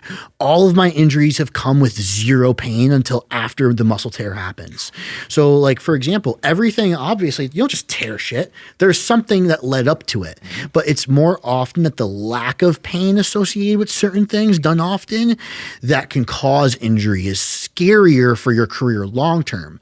So BPC 157 is going to respond to acute musculotendinous damage, which is something that happens all the time. That's why it's awesome. The extra important thing is that when you start recovering from something, it's actually a perfect time to start pain signaling. How many times has this elbow never hurt? And ever since this elbow hurt the first time, it hurts forever now.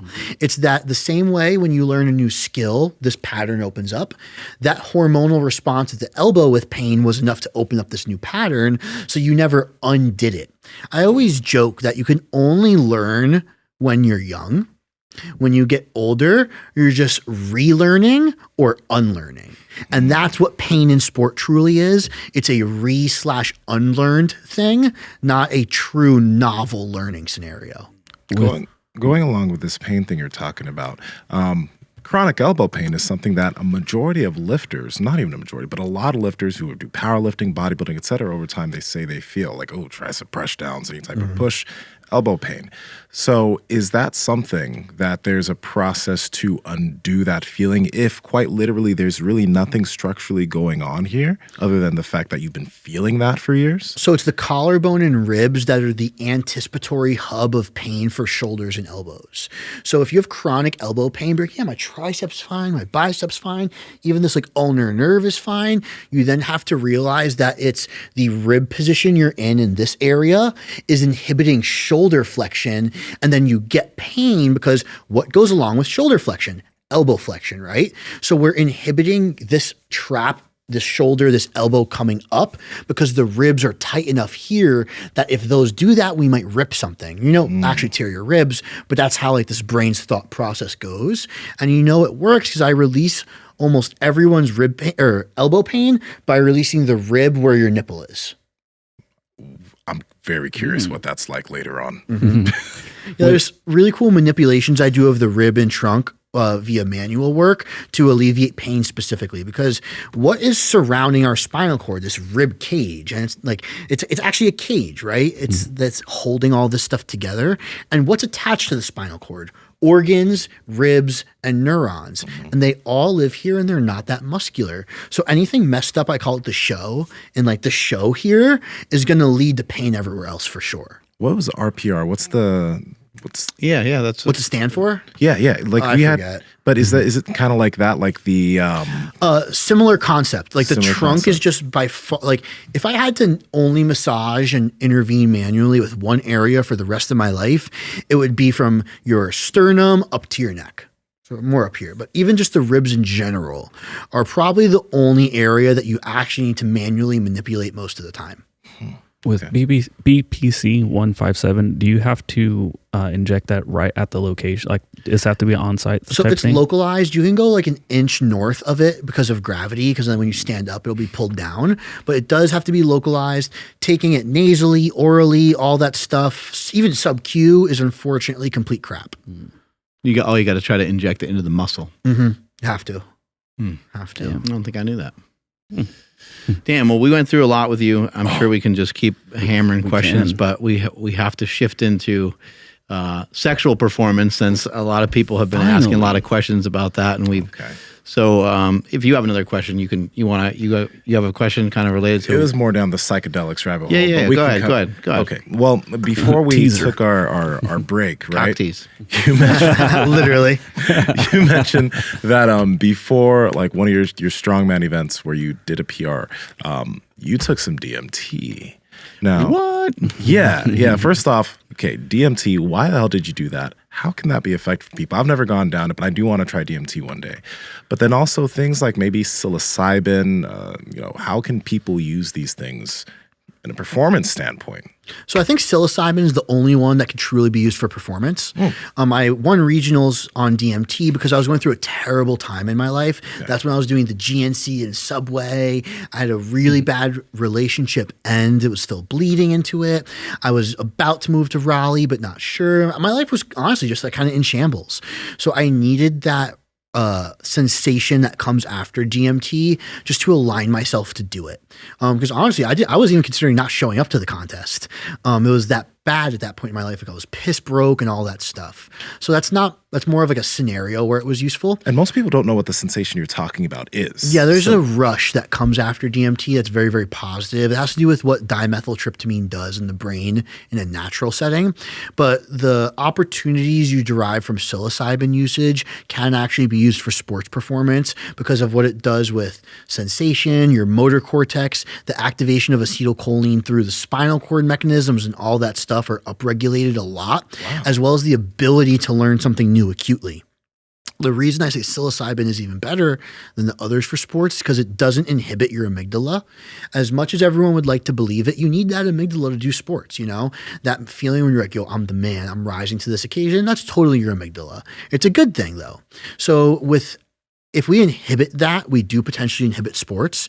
LSD, for example, inhibits the amygdala for sure. So that's why psilocybin is really nice because it gives you these nootropic-like learning effects and this humanics-based change to your mind that you can couple with something that's sports are metaphysical. You know, people would like to believe otherwise, but you know, sports are all metaphysical. We already debunked that they're biological. So when you combine these two worlds for an elite athlete, there's an incredible amount of potential. Like, for example, are you talking about something like a 50 milligram microdose? Because, like, for example, I have these microdoses that I got from a friend. They're 50 milligrams of psilocybin, some lion's mane, etc. Is that the kind of dosage we're talking about for sports or something bigger? Totally no. You do not want I guess the opposite of a microdose is like a macro dose. Yeah. You do not and cannot be taking that for sport. And that has nothing to do with the fact that you'll be tripping balls. It's more the fact that now the drug has become the activity.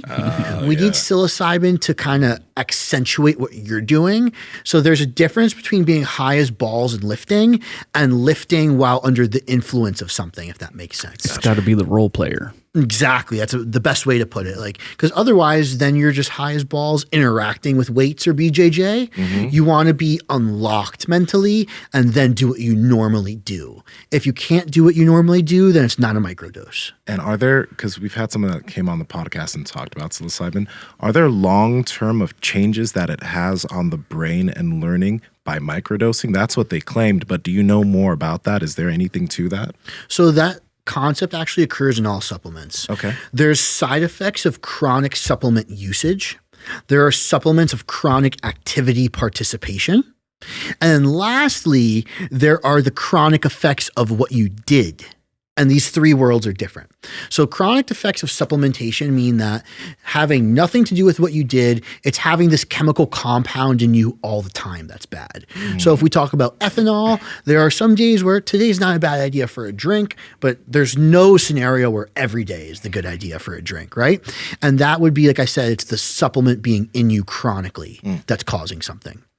Now, like I said, there is the chronic change of the novel activity, and that's what you aim to do. It's like this one time doing BJJ while on psilocybin, I practiced my favorite move or a move I was bad at, and that made a chronic change to the memory the neuron was stored with and all that stuff. And then lastly, there's chronic change that has to do with you doing something all the time, an actual activity. They're all different types of learning. And the ones you don't want to identify with are anything that have to do with the over usage of a supplement or activity. You should always be in control of the activity and the supplement you're taking together and know what you want to get out of it for the long term. So the long-term effects of psilocybin use every day as a supplement are actually very similar to Adderall. It's called glutamate toxicity. Glutamate is our natural excitatory neurotransmitter, and by having too much responsiveness to the world around you, it causes issues, obviously. So the side effects of too much Adderall are actually pretty much the same as too much psilocybin. It has to do with taking in too much all the time. That's costing way too much money. Okay. Makes you scared as fuck. You're taking in too much like that. You're like, Well, it also makes you realize the power of responsibility. So think about it. Like, without saying it, I just said that you can take a bunch of illicit drugs and get healthier. You could also take no drugs and basically die soon. Last question on the psilocybin aspect of things. So let's say 50 milligrams. Like, I know it depends on the individual, but if someone's taking this stuff weekly or before something, how often would they want to take it? Like, how do they toe that line between I'm doing this too much before this activity or I'm like, this is the right amount I can take for it to have its effect long term?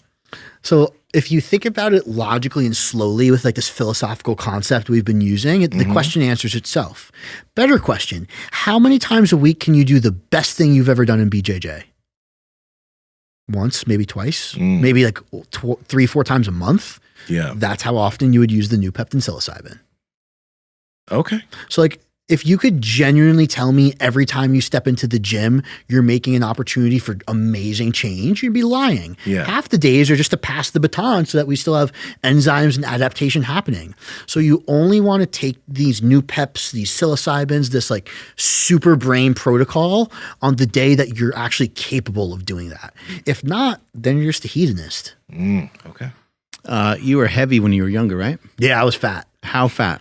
I was 220, 411 in my freshman year of college, or high school rather. Whoa. And how did you get through that? Is that kind of what sparked you into fitness, or? To a degree, I've always just been like a hardworking and passionate bastard. So one of my best friends was in wrestling. He's like, hey, if you don't want to be fat for the rest of your life, you should wrestle. I was like, really? I was like, all right. And my first day of wrestling practice, I just never stopped. And then I got all the way down to 135. Wow. I've just been always one of those people. I just buy in easily. What was that movie with It's The Rock? Yeah. It's like, I don't know. That was amazing. I forgot Yeah, what it's called, but him and Kevin Hart. yeah, where he just works out and never stopped. Yeah. Say, how'd you get so big? I just lifted every day for every year and I never stopped. Yeah, that's kind of what it was. I didn't get into the science of stuff until I got to the age where I was like, wait, why is this guy so much better than me? We've been practicing together for years. That's when I got into the science, because I saw the difference of like, if we do the same things, shouldn't we end up the same? And I was also the subscriber to the thing. It's like, we get 1% better every day and you work hard and you'll get to everything. And like, it sounds awesome. And I would tell little kids that, right? But any realistic person's like, hey, do you get better every day? Nope, I only get better in chunks. That's how the world works. You like nothing. Here's a little something, nothing. And that's how real life is. And at that time, was that really difficult for you, or did it just start to kind of happen naturally because you were just so much more movement? Like, was it difficult to like? I mean, wrestling's really hard. There's a lot of running. Like, coaches are pretty up your ass in that sport. So this is the personality thing. I like that stuff. If it's not a challenge, I'm not interested. I struggled in school really bad because I was a little bit smarter than the average kid when I got old enough. And I don't do super well with being forced to do things a certain way.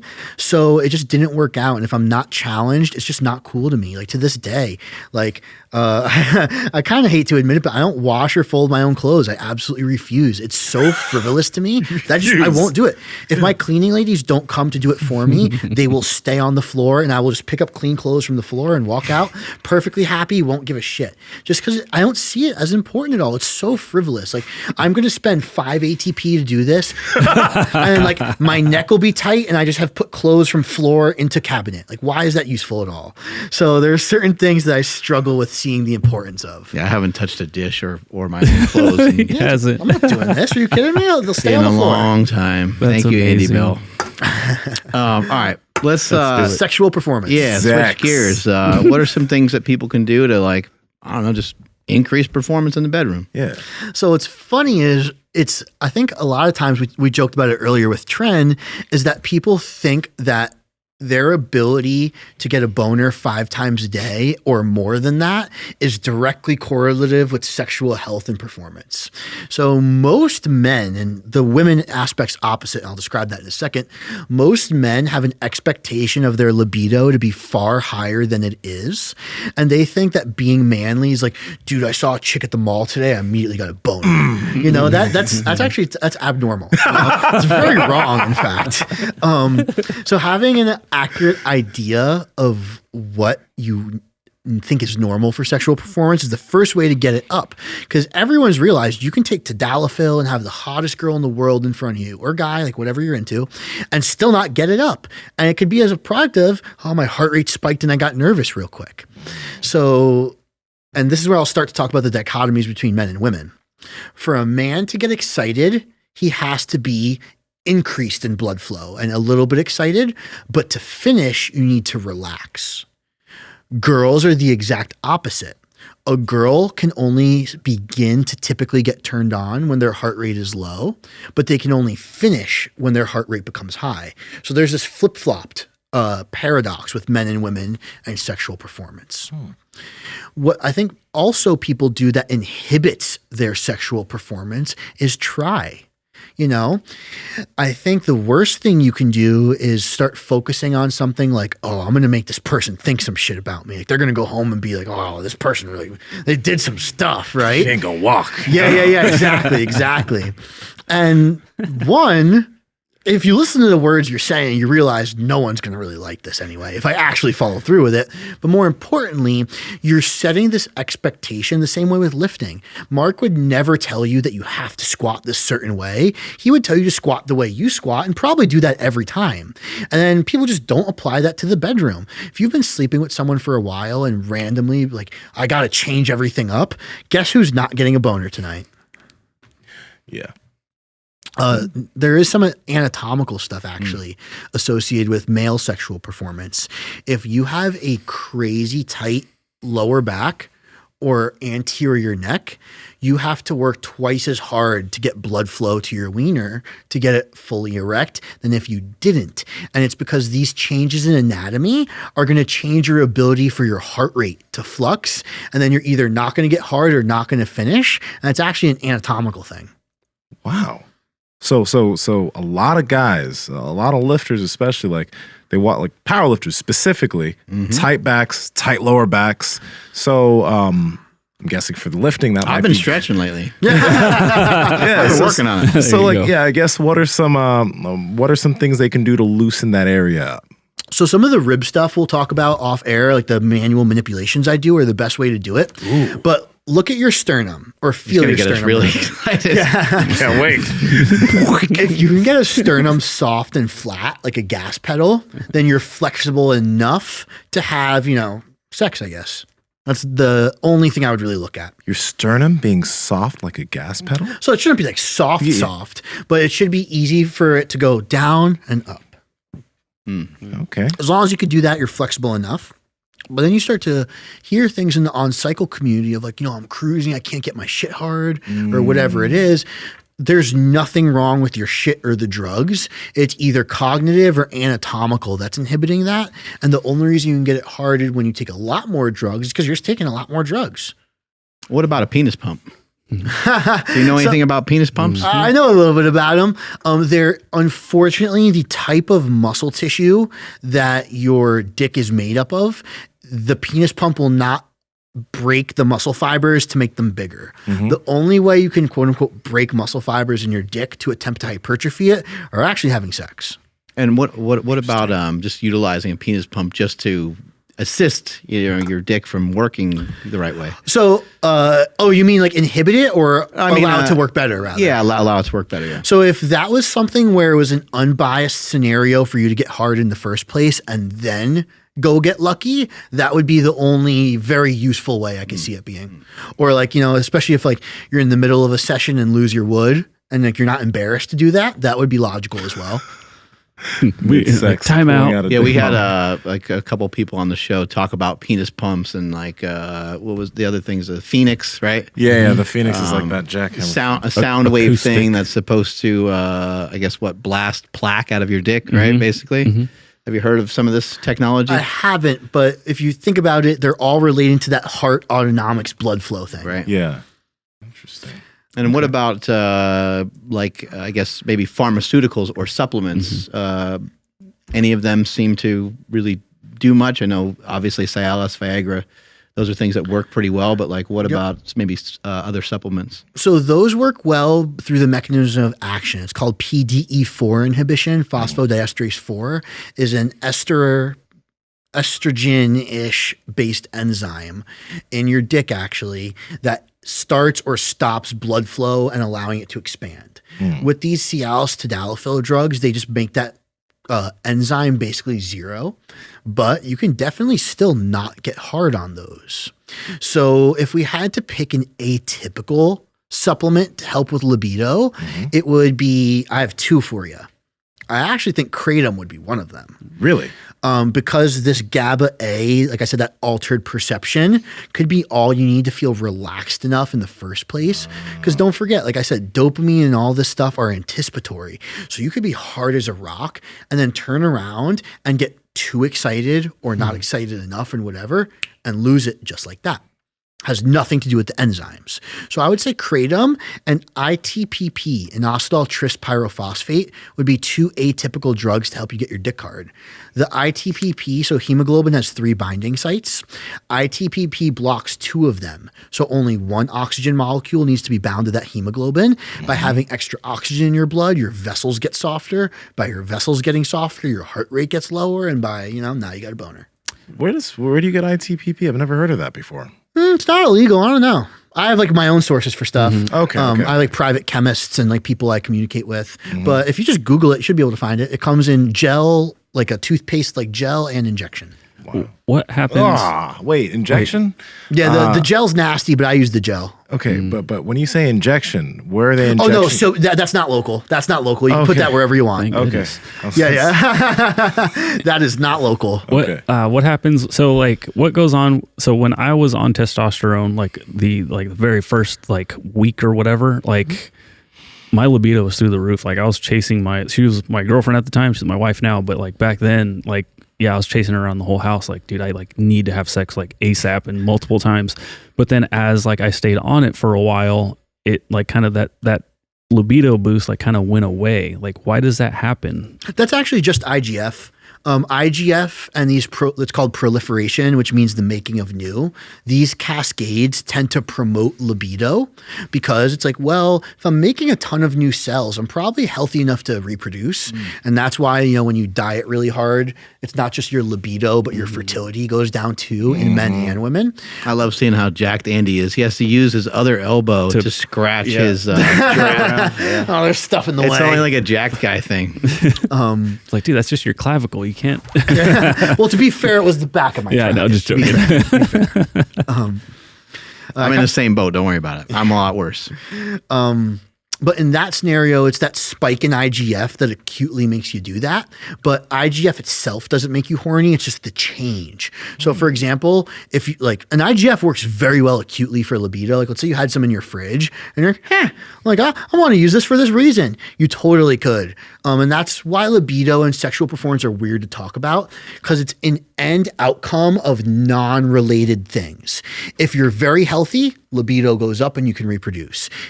Acute changes in IGF, not having IGF high all the time causes that. Kratom and relaxation. People, a lot of times in the bodybuilding world, find the best enhancer of libido is insulin and a cheat meal because this like huge flooding of nourishment relaxes the heart rate, gives you an acute IGF spike and relaxes your vessels. So it's inherently like an accidental like scenario that makes you very horny. Cheat meals. Yeah. I knew it. Going to Cheesecake Factory gets me so horny. So basically Mark took from this that Ben and Jerry and cheat meals are essentially the best thing he could do for his brain. Hey. I do know that when I was doing bodybuilding, that when I was dieting, things went a little south, right? But once I had a cheat meal and once I brought the calories up, like things were good. So that makes a lot of sense. And you see it like instant, right? It's like within like 30 to 60 minutes of the cheat meal being over, it's like you could be sitting doing nothing. You're like, ooh, my willy's up. Oh man. What's the I guess because I've seen like commercial, or I guess I've heard commercials on podcasts where like they'll have like wipes or something that desensitize your penis so that way you can last longer. Do those work? But also like what can we do to last longer in bed? It's just lidocaine for the most part, though, so that you're just literally like numbing the neurons, which also means it's going to decrease pleasure, which is probably something that I don't want to get into for. I think the point of having sex is to enjoy it, but I think if you naturally, as a male, and we'll get to females in a second, you want to increase your duration or time to finishing in bed. I love that TTF works for time to fatigue and time to finish. If you want to increase that, try to keep your mind as fucking neutral as possible. Yeah. And the tough part is don't get too relaxed. The second you get too relaxed, you're about to bust.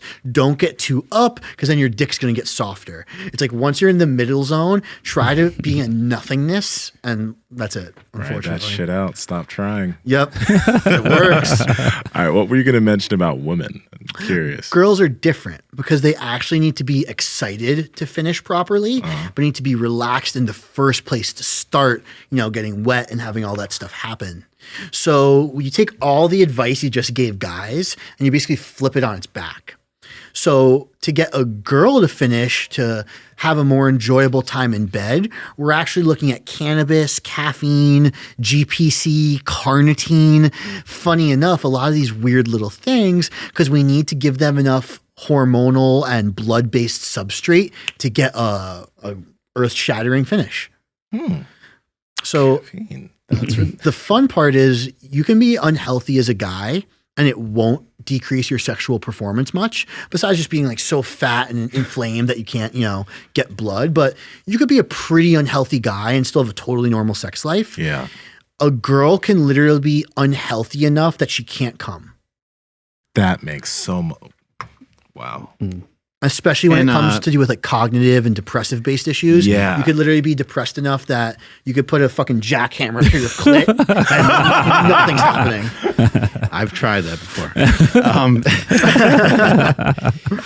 And is the tightness similar? Like with a woman, like do they maybe have same, rib type things or tightness in their body? It would occur at the same tightness, but it would occur while they're having sex.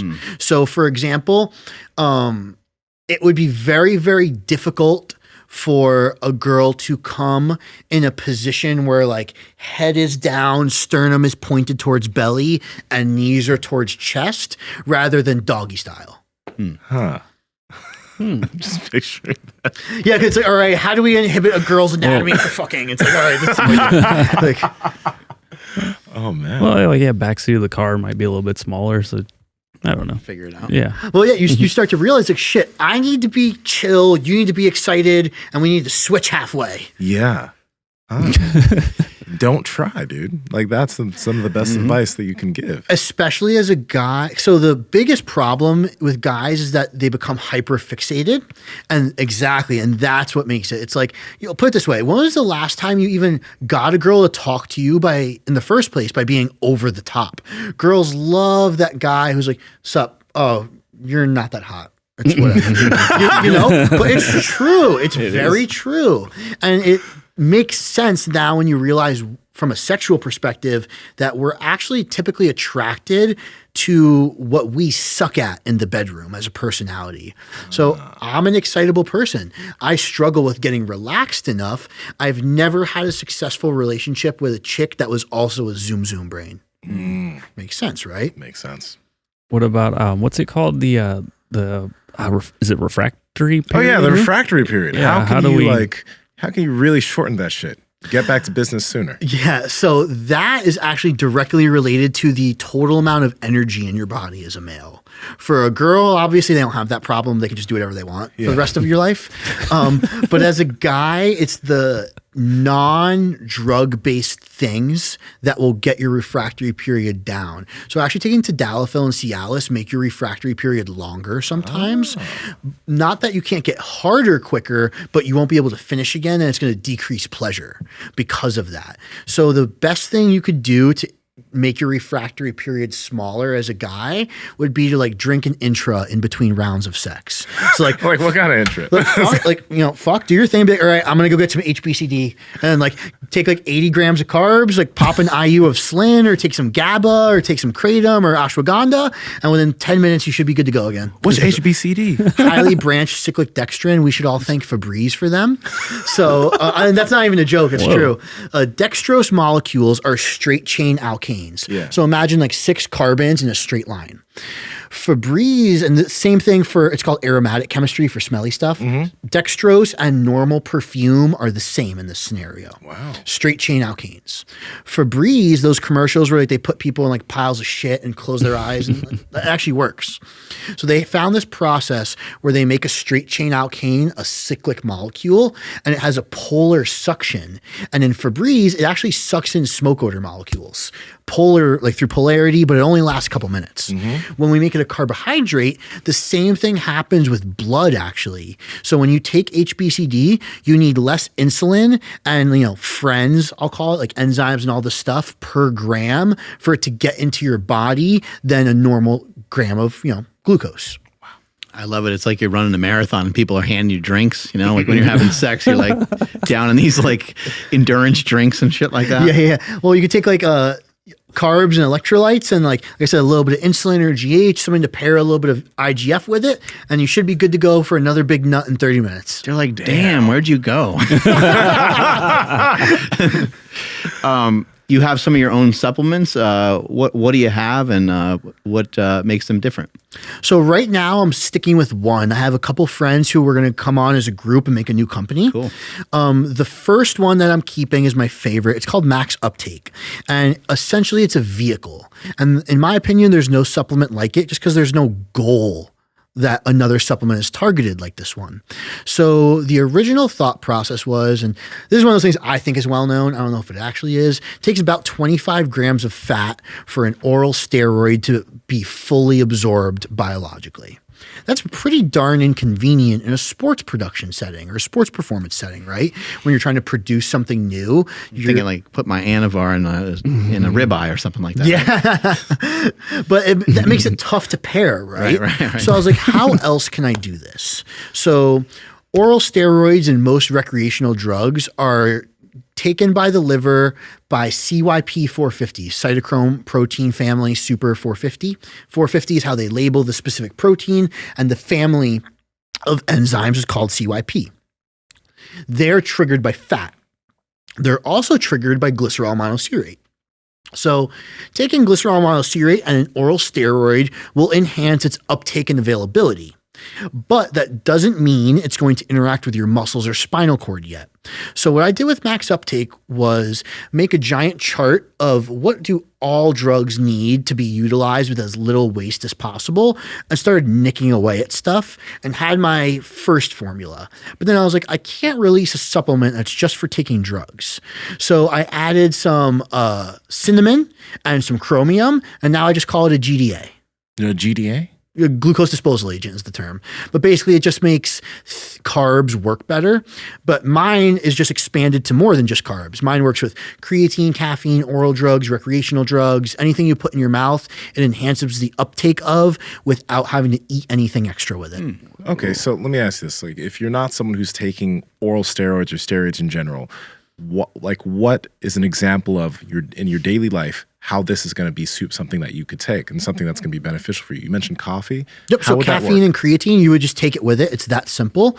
But I've also done some health trials with it, and it seems to test about as good or better than pharmaceutical metformin on your H1C, hemoglobin A1C, on your blood lipids and all that stuff. On your blood sugar levels, basically. Yep. Right? Chronic and acute. Yeah. Okay. And how much of this can you take? Like, what's the serving size, and how much should you be taking daily if you do take it? Is there an upper limit? Or So the upper limit is just on the chromium involved, which comes out to 9 pills, which is a lot. The serving size that I created for about a 50 milligram oral steroid pill is 3 of these pills. So it seems like it'd be awesome for bulking then. It's awesome for everything. So for example, think about it this way. Let's say you take creatine in a calorie deprived state. We obviously all know that glucose enhances the function of creatine for multiple reasons. But if you can't have as much with it, taking this with it still allows your creatine to be maximally functional. Okay, cool. So it's not on the market right now. I just recently pulled it off so that me and my friends can make this change. But I can get some out to you guys, of course. But it's really, really cool. It works with like a couple different things, and you could even use it for just regular food. So for cheat meals, a lot of people take that who are trying to stay lean before the cheat meal. And people also use it to increase appetite. I know, like people like David Sinclair, he's out there talking about like longevity, and there's a bunch of other people that are kind of like biohackers and things of that nature. Is there anything that you see, or is there anything that you utilize that you think most people should be aware of in terms of just general health, like heart health, or just like something in particular that you've seen research on, or that you've been experimenting with, where you're like, you know what, I wish more people just knew about this? It's funny. I have all the stuff I brought up today. It's meditation. The benefits you can get. Now, I like, because I heard you talk about meditation on another show, and it was the type of meditation you were talking about was kind of unconventional. Like, I think you just said you hop on a treadmill in the morning and you just are facing towards the sunlight, because you're in New York City, so it's cold, probably cold to get outside and stuff like that. But I find that to be really interesting, because I think most people, they won't meditate because they think of meditation only looking this one way, and I think they're making a big mistake. Totally. Yeah, I think And thanks for saying that, because it's one of those things I've like just bypassed now because I've been doing it for so long. But people think meditation is like those monks in orange robes, like in like the Buddhist tribes that just like sit there for 14 hours and starve. That is a form of meditation, but it's not the only form of meditation. Meditation's an umbrella term, and there's many forms of it within that. The way I see it is I'm using meditation to alter oxygen and carbon dioxide values and also alter the noise and tabs in my brain. When you view it that way, you start to realize the only thing that matters is how I breathe, not necessarily as much as what I'm doing. So the breathing technique I recommend to people is exhale through gently perched lips like you're blowing through a straw. Exhale all the air, but stop before your abs flex. We're only letting out passive air. You're going to pause for 3 to 4 seconds without feeling a sense of emergency come from lack of oxygen, and then slowly inhale through your nose, feeling your chest fill in 3D. If you do that for roughly 12 to 25 minutes consecutively, has to be longer than 8 minutes. If you do that for 12 to 25 minutes consecutively while doing anything as simple as like the walk we just went on, not only will you drastically change how much fat you used for energy during that walk, it'll change a lot of the cognitive stuff too. You said on the inhale, how like, so you exhale, making sure that you don't exhale so much that your abs flex, but on the inhale, what's the inhale like once again? It's that slow inhale through the nose where you feel your chest fill in 3D. The slower the inhale, the better. And it's funny, I didn't want to bring it back to this, but when people do cardio, right, I feel like slowly the times are changing, but it used to be burn as many calories on the treadmill as possible, stay on there for as long as possible. And what's funny is most of the time when people stop doing that or slightly change it up or just decrease it, the results increase and they don't know why. And it's because there's a concept in exercise science called your R value, and it measures what you're using for energy while you do X. The lower, the closer it is to pure fat usage. And people just don't realize that our body can pick and choose what we use for energy to a degree. And they do something thinking they're burning fat when they're doing nothing but burning liver glycogen and glucose, which means the second you eat any amount of food, the fat loss benefits you just capitalized on are now gone. Quick question too, back on the medication, the meditation thing you mentioned. Why not exhale through the nose? What's the difference between exhaling through pursed lips and exhaling through the nose before your abs flex? I'm trying to bias the diaphragm and sternum like we talked about with Andrew. So it's more of like how many things can I couple under one rather than just doing the meditative stuff. There's nothing wrong with nasal exhales, but it's just like one more thing I could say you like bird that gets knocked out with one stone by doing it that way. So if you just put your hands like right here and you exhale through your mouth, the ribs go down towards each other. But if you do it with your nose, the same thing doesn't happen. Oh, okay. I see what So it's just like one extra thing we now don't need to think about. Very cool. Okay. Take us on out of here, Andrew. All right. Thank you, everybody, for checking out today's episode. Drop us a shit ton of comments on everything we learned today because there was a lot. Tons. And make sure you guys like and subscribe if you guys are not subscribed already. Please follow the podcast at Mark. But this happened 2 days in a row where I'm like have to cough and it just messes everything up. Trend cough. There it is. Please make sure you follow the podcast at Mark Bell's Power Project on Instagram, at MB Power Project on TikTok and Twitter. My Instagram and Twitter is at I am Andrew Z. And Nsima, where are you at? And Nsima Inyang on Instagram and YouTube, and Nsima Inyang on TikTok and Twitter. Andy? I am Ghost Superbrain on Instagram, and that is it. You cannot find me anywhere else. It's on purpose. I have a really, really bad website called theperformancevibe.com, and it only has a contact form and a link to purchase my Ghost Superbrain membership. I keep stuff confidential on purpose because you guys know what I do for work outside of this. But Ghost Superbrain, and that's the only way. Is there any like books or anything you would like to recommend before we kind of hop off of here? Because you're, or other people you follow. I know you're friends with like Broderick Chavez and some other people. Maybe you can plug a couple of those folks so people can find out more amazing information like what we learned from you today. Totally. I'll start out with some books. I think The Confidence Gap by Russ Harris is an exceptional book for every human being to read. He gives you time in the book where he prescribes you to stop and listen listen to what you just read and see how you feel about it. Awesome book. It's for the science nerds out there. If I had to pick like a Bible where it's like read this one book and you'll learn a lot of Andy stuff, it's Allostasis, Homeostasis, and the Cost of Physiological Adaptation by Jay Shulkin. That is spelled SCHULKIN. And if I had to pick like some short, not really easy, but like a short, trippy read to kind of get your mind thinking about things the way I think about them, it would be The Undiscovered Self by Carl Jung. Okay. And then friends who I recommend everyone checks out. I think everyone should check out Alex Kiekel when it comes to sports performance, bodybuilding, and hypertrophy. How do you spell that last name? Kikel. Alex is excellent when it comes to dealing with pharmaceuticals, creating systems, and everything that has to do with what do I do to make X happen to me. Broderick Chavez and Team Evil GSP are the best place to start learning about PEDs and to start exposing yourself to that world in general. And then that's all that comes to mind at the moment, actually, at least for now.